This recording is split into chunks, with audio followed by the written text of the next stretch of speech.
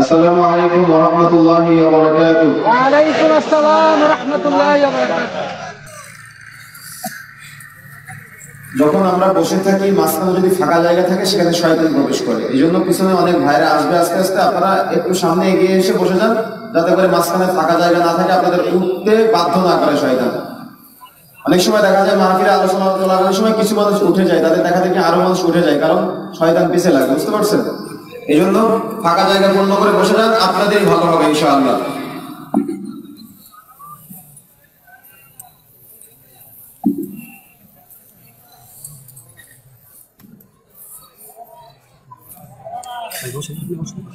আলহামদুলিল্লাহ إن الحمد لله نحمده ونستعينه ونستغفره ونؤمن به ونتوكل عليه ونعوذ بالله من شرور أنفسنا ومن سيئات أعمالنا من يهده الله فلا مضل له ومن يضلله فلا هادي له ونشهد أن لا إله إلا الله وحده لا شريك له وأشهد أن محمدا عبده ورسوله الذي أرسله بالحق بشيرا ونذيرا وداعيا إلى الله بإذنه وسراجا منيرا أما بعد فقد قال الله تعالى وتبارك في كلامه المجيد وفرقانه الحميد بعد أعوذ بالله من الشيطان الرجيم بسم الله الرحمن الرحيم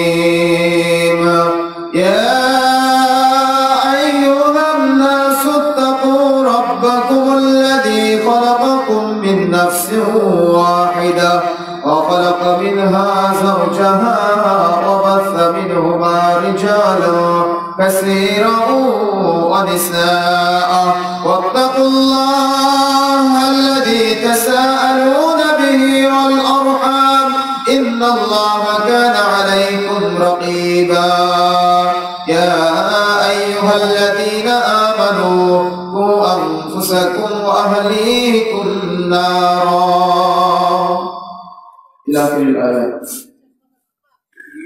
وقال الله تعالى وتبارك في كلامه المجيد بعد أعوذ بالله من الشيطان الرجيم ومن أحسن قولا ممن دعا إلى الله وعمل صالحا وقال إنني من المسلمين إلى آخر الآية. وقال النبي الأمين رسول الله صلى الله عليه وسلم لا تزال طائفة من أمتي ظاهرين على الحق لا يضرهم من خذلهم حتى يأتي أمر الله وهم كذلك. وقال النبي الأمين رسول الله صلى الله عليه وسلم حق مسلم على مسلم ست إذا لقيت فسلم عليه وإذا دعاك فعجبه إذا استنصحك فانصحه وإذا عطش فحمد الله فسمته وإذا مريض فعده وإذا مات فاتبعه رواه مسلم. আলহামদুলিল্লাহ, জগতে প্রশংসা, জগতে গুণগান একমাত্র সেই মহান আল্লাহ রাব্বুল আলামিনের দরবারে, যে মহান আল্লাহ রাব্বুল আলামিনের অশেষ মেহেরবানিতে আজকে মাহফিলে উপস্থিত হয়ে আমরা পবিত্র কোরআন ও হাদিসের আলোকে কিছু কথা বলার এবং শোনার তৌফিক পেয়েছি। সেই মহান আল্লাহ রাব্বুল আলামিনের কাছে শুকরিয়া জ্ঞাপন করি। সকলে বলি আলহামদুলিল্লাহ। আলহামদুলিল্লাহ। দুরূদ ও সালাম বর্ষিত হোক আখির জামানার মানবতার মুক্তির দূত, মানবতার মুক্তির দিশারি মা আবেদার জানের টুকরা কলিজার পুতুলি, মহা বিপ্লবের মহানায়ক, যার আদর্শকে বাস্তবায়ন করার জন্যই আমাদের সামান্য ক্ষুদ্র প্রচেষ্টা, সেই নবী মুহাম্মদ সাল্লাল্লাহু আলাইহি ওয়াসাল্লামের দরুদ বর্ষিত হোক। সকলে বলি সাল্লাল্লাহু আলাইহি ওয়াসাল্লাম। সাল্লাল্লাহু আলাইহি ওয়াসাল্লাম। এখানে মাহফিল হওয়াতে আপনারা খুশি না বেজার? মন থেকে বলছেন খুশি না বেজার? মাহফিলে আসার উদ্দেশ্য কি?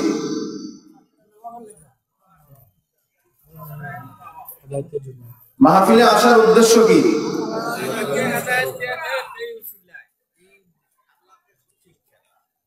অনেকে অনেক কথা বলছেন। আমাদের উচিত মাহফিল গুলাকে ক্লাস মনে করা, কিন্তু আপনারা রাগ করবেন কি জানি না, বললে মাহফিলের মঞ্চগুলো আমরা ইমাম সাহেবরা এমন একটা পর্যায়ে নিয়ে গেছি যে কোরআন সুন্নাহর আলোকে তো কথা হয়ই না। হয়তো 1 ঘন্টা যদি আলোচনা করি তাহলে দেখা যায় যে হাদিসের রেফারেন্স তো নেই, নিজেদের বানোয়াট ইচ্ছা কাহিনী দিয়ে মাহফিলগুলো চলতে থাকে, যার কারণে দেখা যাচ্ছে যে মাহফিলের পর মাহফিল হচ্ছে কিন্তু মানুষের ব্যক্তিত্বের পরিবর্তন নাই, তাই না? কিন্তু আজকে যদি আমরা একটু ব্যতিক্রম আলোচনা করার চেষ্টা করি, যে আলোচনার প্রত্যেকটা পয়েন্ট থাকবে হয় কোরআনের আয়াত, না হয় রাসূলের বাণী হাদিস, আপনারা কি রাগ করবেন না যদি আপনাদের বিরুদ্ধে চলে যায়? কি আসতে বললেন কেন?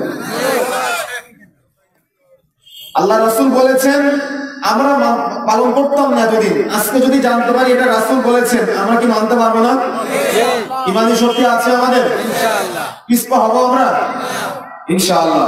বন্ধুরা আমার, তাহলে দেখেন আলোচনা শুরুতে আপনাদের সাথে আমার কয়েকটি কথা। আমরা কি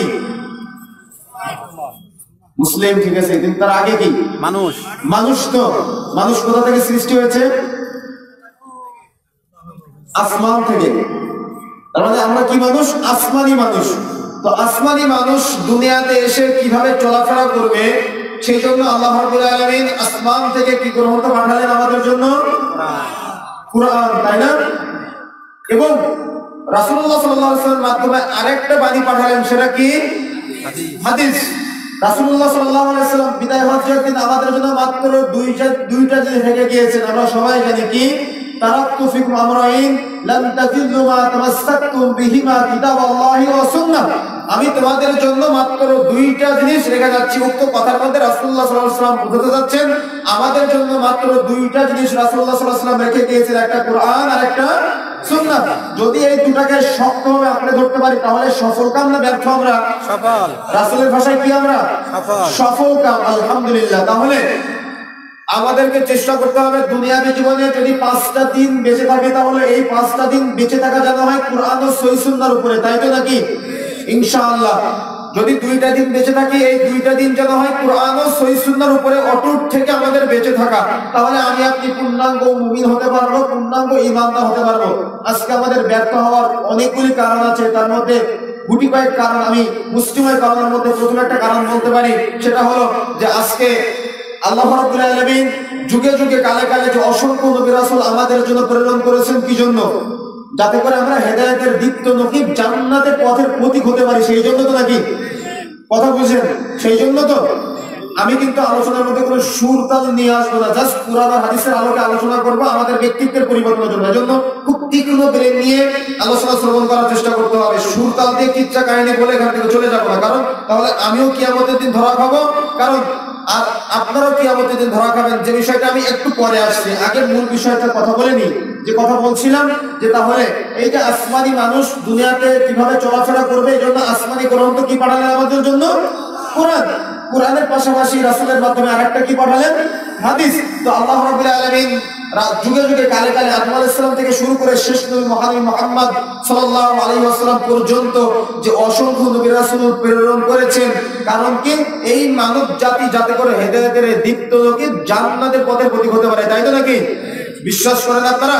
আল্লাহ রাব্বুল আলামিন ঠিক সেই ধারাবাহিকতায় আমাদের জন্য একমাত্র অনুসরণীয় অনুকরণীয় ব্যক্তি হিসেবে নির্ধারণ করে দিয়ে বলে দিলেন, লাকাদ কানা লাকুম ফি রাসূলিল্লাহি উসওয়াতুন হাসানাহ। তোমাদের জন্য নবী মুহাম্মদ সাল্লাল্লাহু আলাইহি ওয়াসাল্লামের মধ্যেই উত্তম আদর্শ নিহিত রয়েছে। সুবহানাল্লাহ বলবেন না? সুবহানাল্লাহ, আলহামদুলিল্লাহ।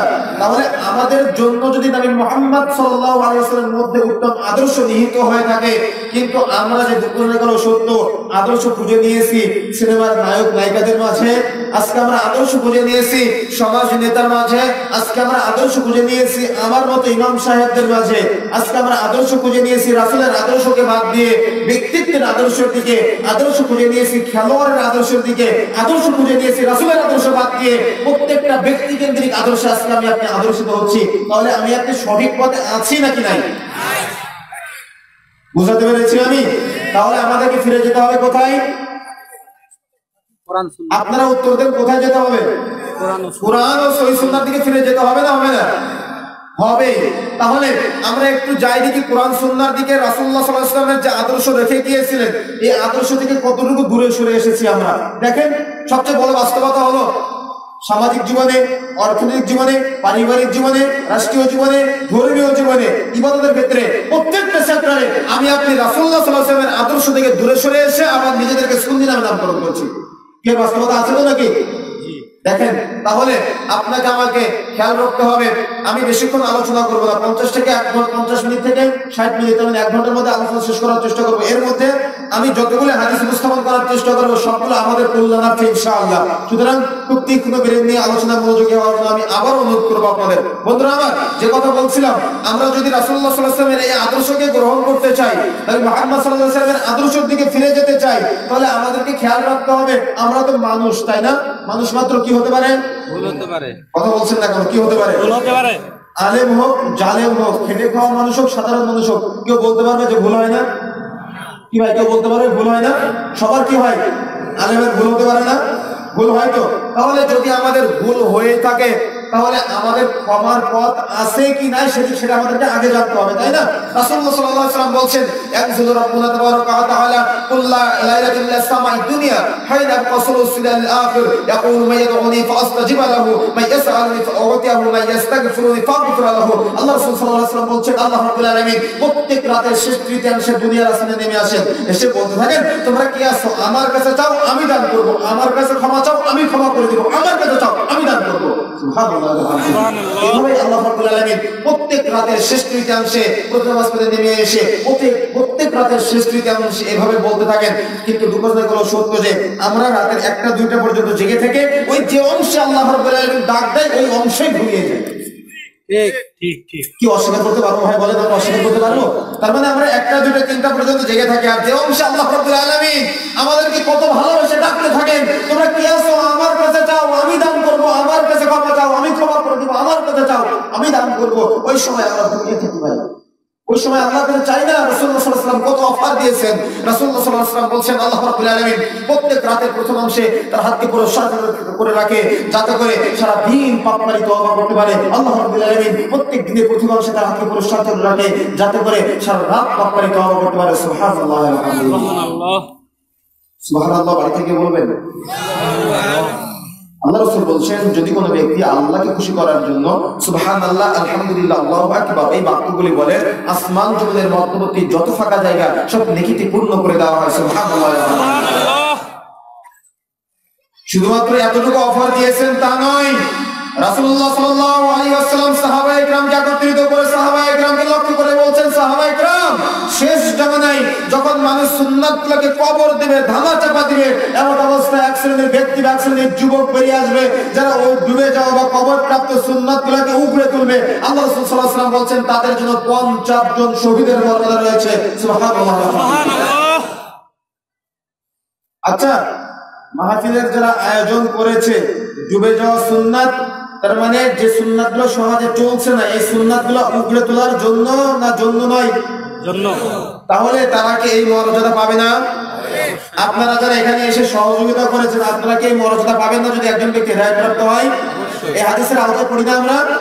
তাহলে আল্লাহ রাসূল কি বললেন? যদি কোনো ব্যক্তি তার পিছনের ভুলকে শুধরে দিয়ে তওবা করে নেকির উদ্দেশ্যে পরিবর্তন হয়, তাহলে তার জন্য কতজন শহীদের মর্যাদা? 50 জন শহীদের মর্যাদা। সুবহানাল্লাহ ওয়া বিহামদিহি। সাহাবায়ে কিরাম সন্তুষ্ট হলেন না। কতজন শহীদের মর্যাদা?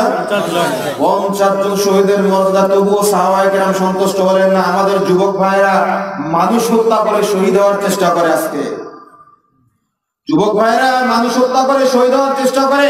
আমি একটা সূক্ষ্ম ব্রেন আপনাদের মধ্যে ঢুকিয়ে দেওয়ার চেষ্টা করি।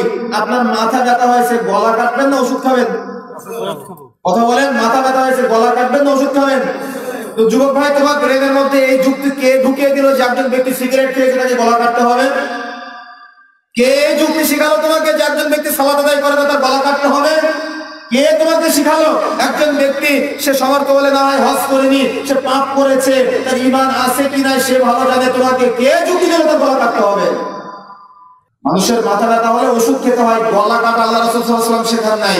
মাথা ব্যথা হলে ওষুধ খেতে হবে, ঠিক তেমনি আপনি আমি এই বিষয়গুলো ব্রেনের মধ্যে নেওয়ার চেষ্টা করতে হবে। শহীদ হতে চাও, শহীদ হতে চাইলে রাসূল যে পদ্ধতিতে শহীদের মর্যাদা দিয়েছেন এই মর্যাদা অভিষিক্ত হওয়ার চেষ্টা করো। আল্লাহ রাসূল বলছেন ডুবে যাওয়া সুন্নাত চালু করো। 50 জন শহীদের মর্যাদা দিয়েছেন আল্লাহ রাসূল, তবু সাহাবায়ে কেরাম সন্তুষ্ট হননি। সাহাবায়ে কেরাম আরো চাচ্ছেন। সাহাবায়ে কেরাম আল্লাহ রাসূলকে জিজ্ঞাসা করলেন, ইয়া রাসূলুল্লাহ, এই 50 জন শহীদ কি বদর উহুদ খন্দকে যুদ্ধ করার মতো 50 জন শহীদের মর্যাদা হবে, নাকি তাদের যুগে 50 জন শহীদের মর্যাদা হবে? আচ্ছা আপনারা বলেন তো, কি যারা বদর উহুদ খন্দকে যুদ্ধ করে শহীদ হয়েছে, আমরা যদি শহীদ হই আমরা কি তাদের মতো মর্যাদা পাবো? কথা বলেন, নাকি বোঝাতে পারি না আমি? যারা বদর উহুদ খন্দকে যুদ্ধ করে শহীদ হয়েছে, আমরা যদি শহীদ হই আমরা কি তাদের মতো মর্যাদা পাবো? পাবো আমরা? সাহাবায়ে কেরাম কত চতুর হয়ে গেলে বুঝতে পারছেন আপনারা? আমরা তো নেকির জন্য পাল্লা বালি দেই না। সাহাবায়ে কেরাম চট করে জিজ্ঞাসা করলেন, ইয়া রাসূলুল্লাহ, ওই 50 জন শহীদ কি বদর উহুদ খন্দকে যুদ্ধ করার মতো 50 জন শহীদের মর্যাদা হবে, নাকি তাদের যুগে 50 জন শহীদের মর্যাদা হবে? আল্লাহ রাসূল সাল্লাল্লাহু আলাইহি ওয়াসাল্লাম বলছেন, সাহাবায়ে কেরাম তারা বদর উহুদ খন্দকে যুদ্ধ করার মতো 50 জন শহীদের মর্যাদা হবে। সুবহানাল্লাহ। সাহাবায়ে কেরাম মুখ মলিন হয়ে আছে, সন্তুষ্ট হলেন না। তারা মনে মনে চিন্তা করছেন, আমি না হয় 50 জন শহীদের মর্যাদা পেলাম, আমরা পাপ করি, অনুতপ্ত হই না। সাহাবায়ে কেরাম দেখেন কি চিন্তা করলেন। সাহাবায়ে কেরাম মনে মনে চিন্তা করছেন, ইয়া রাসূলুল্লাহ, আমি না হয় 50 জন শহীদের মর্যাদা পেলাম, তো বদর উহুদ খন্দকে যুদ্ধ করার মতো 50 জন শহীদের মর্যাদা পেলাম, কিন্তু আমি এতদিন যে পাপগুলা করেছি এই পাপগুলোর কারণে কিয়ামতের মাঠে তো আমাকে অপমানিত হতে হবে। বুঝতে পেরেছেন আপনারা এই ঈমান কি জিনিস? বুঝতে পেরেছেন এবার? সাহাবায়ে কেরাম চট করে জিজ্ঞাসা করলেন, আল্লাহ রাসূল, আমরা 50 জন শহীদের মর্যাদা পেলাম, কিন্তু এতদিন যে পাপ করেছি এই পাপগুলোর কারণে কিয়ামতের দিন তো অপমানিত হতে হবে। আল্লাহ রাসূল বুঝতে পারলেন। বুঝতে পেরে আল্লাহ রাসূল বলছেন, সাহাবায়ে কেরাম ও যে 50 জন শহীদের মর্যাদা পাবে এতটুকু নয়, ও বদর উহুদ খন্দকে যুদ্ধ করার মতো 50 জন শহীদের মর্যাদা হবে। ও এই এতদিন যত পাপ করেছে এই মুহূর্তে যদি তওবা করে পিছনের সব পাপগুলা নেকিতে পরিবর্তন করে দেওয়া হবে। সুবহানাল্লাহ। তারা নাসার দ্বিতীয় নম্বর খণ্ডে 228 নম্বর পৃষ্ঠা করে দেখুন, হাদিস জল জল করছে। আমরা বিচলিত হব ভাই, বিচলিত হব। মানুষ মাত্র কি হতে পারে? ভুল হতে পারে, লজ্জা পাওয়ার কিছু নাই। এই মুহূর্তে যদি তওবা করতে পারি, আল্লাহ রাসূল সাল্লাল্লাহু আলাইহি ওয়াসাল্লাম ভাষ্য অনুযায়ী 50 জন শহীদের মর্যাদা হবে। এই মুহূর্তে যদি তওবা করতে পারি, আল্লাহ রাসূল সাল্লাল্লাহু আলাইহি ওয়াসাল্লাম বোঝাতে যাচ্ছেন যে এতদিন যে পাপগুলো করেছি পাপ স্মরণ করে তওবা করতে হবে, সব পাপগুলো কি হবে? নেকিতে পরিবর্তন করে দেওয়া হবে। সুবহানাল্লাহ ওয়া বিহামদিহি। এবার আমি আলোচনার মূল বিষয়ের দিকে ঢুকতে যাচ্ছি। সেটা হলো যে আমরা তাহলে কি জানতে পারলাম? ভুল কি হতে পারে আমাদের? হতে পারে আমাদের। যদি হয় ক্ষমার পথ খোলা আছে, আছে তো? যদি ক্ষমার পথ খোলা থাকে তাহলে আমরা এবার আস্তে আস্তে আমরা একটু আলোচনার গভীরের দিকে যাওয়ার চেষ্টা করি। গভীরটা কি? আজকে আমাদের আলোচনার মূল বিষয়টা হলো 24 ঘন্টার ইবাদত। তার মানে আমরা সুবহে সাদিক থেকে পরবর্তী দিন সুবহে সাদিক পর্যন্ত কিভাবে 24 ঘন্টা ইবাদত করতে পারি। আচ্ছা, আল্লাহ রাব্বুল আলামিন আমাদেরকে কি জন্য সৃষ্টি করেছেন সবার কাছে জানতে চাই। ইবাদত করার জন্য। যারা কথা বলেননি আপনারা জানেন না নাকি? আল্লাহ রাব্বুল আলামিন আমাদেরকে দুনিয়ায় পাঠানোর কারণ কি? শুধুই আল্লাহর ইবাদত করার জন্য। অনেকেই অনেকগুলো কথা বলেছেন যেটা আমার কানে এসেছে। একটা কথা সত্য, সেটা শুধুমাত্র কেবলমাত্র আল্লাহর ইবাদত করার জন্য। মনে থাকবে, শুধুমাত্র কার ইবাদত? আল্লাহর ইবাদত করার জন্য। এখন কথা হলো যে আমি আপনি শুধুমাত্র কি আল্লাহ রাব্বুল আলামিনের ইবাদত করছি না অন্যান্য কাজগুলো করছি? কথা বলেন, শুধুমাত্র কি আল্লাহর ইবাদত করছি না অন্যান্য কাজগুলো করছি? আল্লাহ রাব্বুল আলামিন কি বললেন? শুধুমাত্র, এখানে শুধুমাত্র কেবলমাত্র শব্দ ব্যবহার হয়েছে। কেবলমাত্র কার ইবাদত? আল্লাহর ইবাদত করতে হবে। এখন কথা হলো যে শুধুমাত্র আল্লাহর ইবাদত করতে গেলে আমার আপনার তো ব্যবসা করার সময় দিতে হবে, আমার আপনার তো মাঠে ধান কাটার সময় দিতে হবে, আমার আপনার তো যে বাহ্যিক যে কাজগুলো রয়েছে, রিক্সা চালাতে যেতে হবে, ভ্যান চালাতে যেতে হবে, তাহলে আমি আপনি ওই সময় কি করতে যাব, তাই না? আসলে আমরা ইসলামকে বুঝেছি কিন্তু ইসলামকে সঠিকভাবে বুঝতে পারি নাই ভাই। ওই যে বলেছি না যে এই মাহফিলের মঞ্চগুলাকে আমরা কিচ্ছা কাহিনীর আড্ডাখানা বানিয়ে ফেলেছি। কারণ এই মঞ্চগুলাতে বসে কোন যুগে কে কি কোথায় কি করেছে সেই ঘটনাগুলো উপস্থাপন করি, কিন্তু 24 ঘন্টা চাইলে যে ইবাদত করতে পারি এ বিষয়ে কোনোদিন মনে হয় আমরা আলোচনা শুনিনি এখন। তাহলে আমরা যদি চেষ্টা করি, আমি যদি চেষ্টা করি, আপনি যদি চেষ্টা করেন এই মুহূর্তে এখন থেকে যে কাজই করে দেখানো, তবুও আমি আপনি 24 ঘন্টার 1 সেকেন্ড আমার ইবাদত থেকে বাহির হবে না যদি আমি আপনি চেষ্টা করি। অথচ এই মাহফিলের মঞ্চগুলোকে, জুমার খুতবাগুলোতে আমরা কিচ্ছা কাহিনী গল্প গুজব বলে পার করে দিই। মাহফিলগুলোকে রাজনৈতিক মঞ্চ বানিয়ে ফেলেছি। মাহফিলে যদি রাজনৈতিক কথা না বললে মাহফিল সফল হয় না। মাহফিল কি রাজনৈতিক কথা বলার জায়গা? না। ইমাম সাহেবরা মাহফিলের মঞ্চগুলোকে রাজনৈতিক জায়গায় পরিণত করেছে, কিন্তু মাহফিলের মঞ্চগুলো হওয়া প্রয়োজন শুধুমাত্র কোরআন আর হাদিসের আলোকে আলোচনা, তাহলে মানুষের ব্যক্তিত্বের পরিবর্তন হবে। তা না হলে ওই শুধুমাত্র মাহফিলের মধ্যে বসবে আর বাদাম খাবে আর বসে বসে পেঁয়াজও খাবে। ঠিক। কে কাকে বুঝাবে? কে কাকে বুঝাবে আজকে? এজন্যই তো ইমাম সাহেব সম্পর্কে রাসূলুল্লাহ সাল্লাল্লাহু আলাইহি ওয়াসাল্লাম, আমি আমার বিরুদ্ধে বলছি না, কি হয়েছে? কারণ আমাদের মতো মানুষেরা আজকে বিভ্রান্তের দিকে নিয়ে যাচ্ছে আপনাদের। রাসূলুল্লাহ সাল্লাল্লাহু আলাইহি ওয়াসাল্লাম ভবিষ্যৎবাণী করেছেন 1450 পূর্বে। রাসূলুল্লাহ সাল্লাল্লাহু আলাইহি ওয়াসাল্লাম যেদিন মিরাজের রাতে জান্নাত জাহান্নাম ভ্রমণ করতে যায়, আল্লাহ রাসূল সাল্লাল্লাহু আলাইহি ওয়াসাল্লাম দেখে এক শ্রেণীর ব্যক্তিকে জাহান্নামে ডুবানো হচ্ছে, উঠানো হচ্ছে, ডুবানো হচ্ছে, উঠানো হচ্ছে। আমাদের সাতক্ষীরার ভাষা বলে হাবুডুবু খাচ্ছে। হাবুডুবু বোঝেন? তাহলে পানিতে হাবুডুবু খায়। আল্লাহ রাসূল দেখে এক শ্রেণীর ব্যক্তি জাহান্নামের ভিতরে হাবুডুবু খাচ্ছে, কাউকে চুপানো হচ্ছে, উঠানো হচ্ছে। আল্লাহ রাসূল সাল্লাল্লাহু আলাইহি ওয়াসাল্লাম জিবরাইলকে জিজ্ঞাসা করলেন, জিবরাইল, মান হাওলা, এরা কারা? এদেরকে কোন এভাবে শাস্তি দেওয়া হচ্ছে? জিবরাইল বললেন, আল্লাহ রাসূল, এরা তারাই যারা আলেম ছিল, যারা আপনার সমাজে বক্তৃতা করে বেড়াতো, তাদের কাছে জাহান্নামে ডুবানো হচ্ছে, উঠানো হচ্ছে, ডুবানো হচ্ছে, উঠানো হচ্ছে। কি জবাব দিবেন আপনি? কি জবাব দিবেন আপনি? রাসূলুল্লাহ সাল্লাল্লাহু আলাইহি ওয়াসাল্লাম মিরাজ থেকে ফিরে আসলেন। মিরাজ থেকে ফিরে এসে মিম্বারে দাঁড়িয়ে সাহাবায়ে কেরামকে লক্ষ্য করে বলছেন, সাহাবায়ে কেরাম, কিয়ামতের মাঠে যখন হুজুরকে টানতে টানতে জাহান্নামের দিকে নিয়ে যাওয়া হবে, পায়ে শিকল বেঁধে, এমন অবস্থায় হুজুরের মুখ দিয়ে নারী হরিগুলো বেরিয়ে আসবে, এমন অবস্থায় হুজুরের অনুসারীরা হুজুরকে বলতে থাকবে, হুজুর, আনতা তা'আমুরুনা বিল মা'রুফ ওয়া তানহাউনা আনিল মুনকার। হুজুর, আপনি তো সৎ কাজের আদেশ দিয়েছিলেন, অসৎ কাজের নিষেধ করেছিলেন, আপনাকে কেন জাহান্নামে নিয়ে যাওয়া হচ্ছে? আপনার কেন কঠিন পরিস্থিতি? আপনার কেন এই অবস্থা? তখন ইমাম সাহেব বলতে থাকবে, আ'মারুনা বিল মা'রুফ ওয়া তানহাউনা আনিল মুনকার। আমি সৎ কাজের আদেশ দিয়েছিলাম, অসৎ কাজের নিষেধ করেছিলাম, আমি নিজে পালন করিনি, যে আমি জানতাম, কিন্তু তোমাদের সামনে উপস্থাপন করিনি। যে সবসময় মনে রাখবেন, আমি যত কঠিন কথাই বলি না কেন, আমার মধ্যে যদি ওই বিষয়গুলো আমল না থাকে, আমি যত বলাই বলি না কেন, সেটা আপনাদের মধ্যে বাস্তবতা হবে না। বুঝতে পেরেছেন? আমি যত বলাই আপনাদের সামনে মুখোশ উন্মোচন করি না কেন, যত সুন্দর চেহারা দেখাই না কেন, যদি আমার মধ্যে আমল না থাকে, তাহলে সেটা আপনাদের মধ্যে বাস্তবায়ন হবে না। এজন্য আল্লাহ রাসূল সাল্লাল্লাহু আলাইহি ওয়াসাল্লাম সতর্ক করেছেন, ইমাম সাহেবের কাছ থেকে যখনই কথা শ্রবণ করতে হবে, দলিল প্রমাণ সহকারে শ্রবণ করতে হবে। আমার কোনো কথা শুনে আপনার হয়তো খটকা লাগতে পারে যে ইমাম সাহেব, তখন আপনাকে জিজ্ঞাসা করতে হবে, আপনি এই কথাটা কোরআন থেকে বললেন না হাদিস থেকে বললেন নাকি বানিয়ে বললেন? বুঝতে পেরেছেন? বুঝতে পেরেছেন? কতদিন এক জায়গায় খুতবা দিলাম, খুতবা দিয়ে আলোচনা করলাম রাসূলের সুন্নাত বনাম প্রচলিত সমাজ নিয়ে। তো আমি আলোচনা করার পরে একজন দায়িত্বশীল ভাই ওখানে ছিলেন। দায়িত্বশীল ভাই থাকার পরে উনি আমাকে জিজ্ঞাসা করলেন, হুজুর, এমন ভাবে তো আলোচনা শ্রবণ করি না কোনো সময়, আমাদের ইমাম সাহেবরা কি তাহলে আমাদের ভুল পথে নিয়ে যাচ্ছে? তো আমি সময় কিছু বললাম না মসজিদের মধ্যে, আমি জানি খাওয়া দাওয়া করবো একসাথে। তো রুমে গেলাম, খাওয়া দাওয়ার সময় উনি আমাকে জিজ্ঞাসা করতেছে বিষয়গুলা। তখন আমি ওনাকে উপস্থাপন করার চেষ্টা করলাম যে তাহলে ওনার হাতে স্বর্ণের ব্রেসলেট, আবার কাপড় টাকুনোর নিচে দাড়িটাও সেট করা এবং গলায় স্বর্ণের চেন আছে। তো আমি ওনাকে জিজ্ঞাসা করলাম যে আপনি মসজিদে সালাত আদায় করেন? তো হ্যাঁ, সালাত আদায় করি। তো স্বর্ণের চেন পরা, ব্রেসলেট পরা হালাল না হারাম? তো উনি বলতে পারলেন না। তো আমি তখন আবু দাউদ ছিল, খুলে দেখিয়ে দিলাম যে এটা হারাম। তো আমি জিজ্ঞাসা করলাম, কাপড়টা এখন নিচে পড়লে জান্নাতি না জাহান্নামী? তো উনি বলতে পারলেন না। তখন আমি বললাম, আল্লাহ রাসূল সাল্লাল্লাহু আলাইহি ওয়াসাল্লাম বলছেন, লা ইয়ানতুল্লাহু ইয়াওমাল কিয়ামাতি ইলা মান জাররা ইজারাহু বাতারান। যে ব্যক্তি অহংকার বশত কাপড়টা এখন নিচে ঝুলিয়ে পড়বে, আল্লাহ রাব্বুল আলামিন কিয়ামতের দিন তার দিকে রহমতের দৃষ্টি দিবেন না, তা ততদূর পর্যন্ত জাহান্নামের আগুনে দাও দাও করে জ্বলতে থাকবে। আপনার কাপড়টা টাকুনোর নিচে। এখন আপনি বলেন তো, এই আপনার কাপড় টাকুনোর নিচে থাকা অবস্থায় যদি আপনার মৃত্যুবরণ হয়, আল্লাহ রাব্বুল আলামিন কি আপনার দিকে রহমতের দৃষ্টি দিবেন? বুঝতে পারছেন বিষয়টা? বুঝতে পারছেন?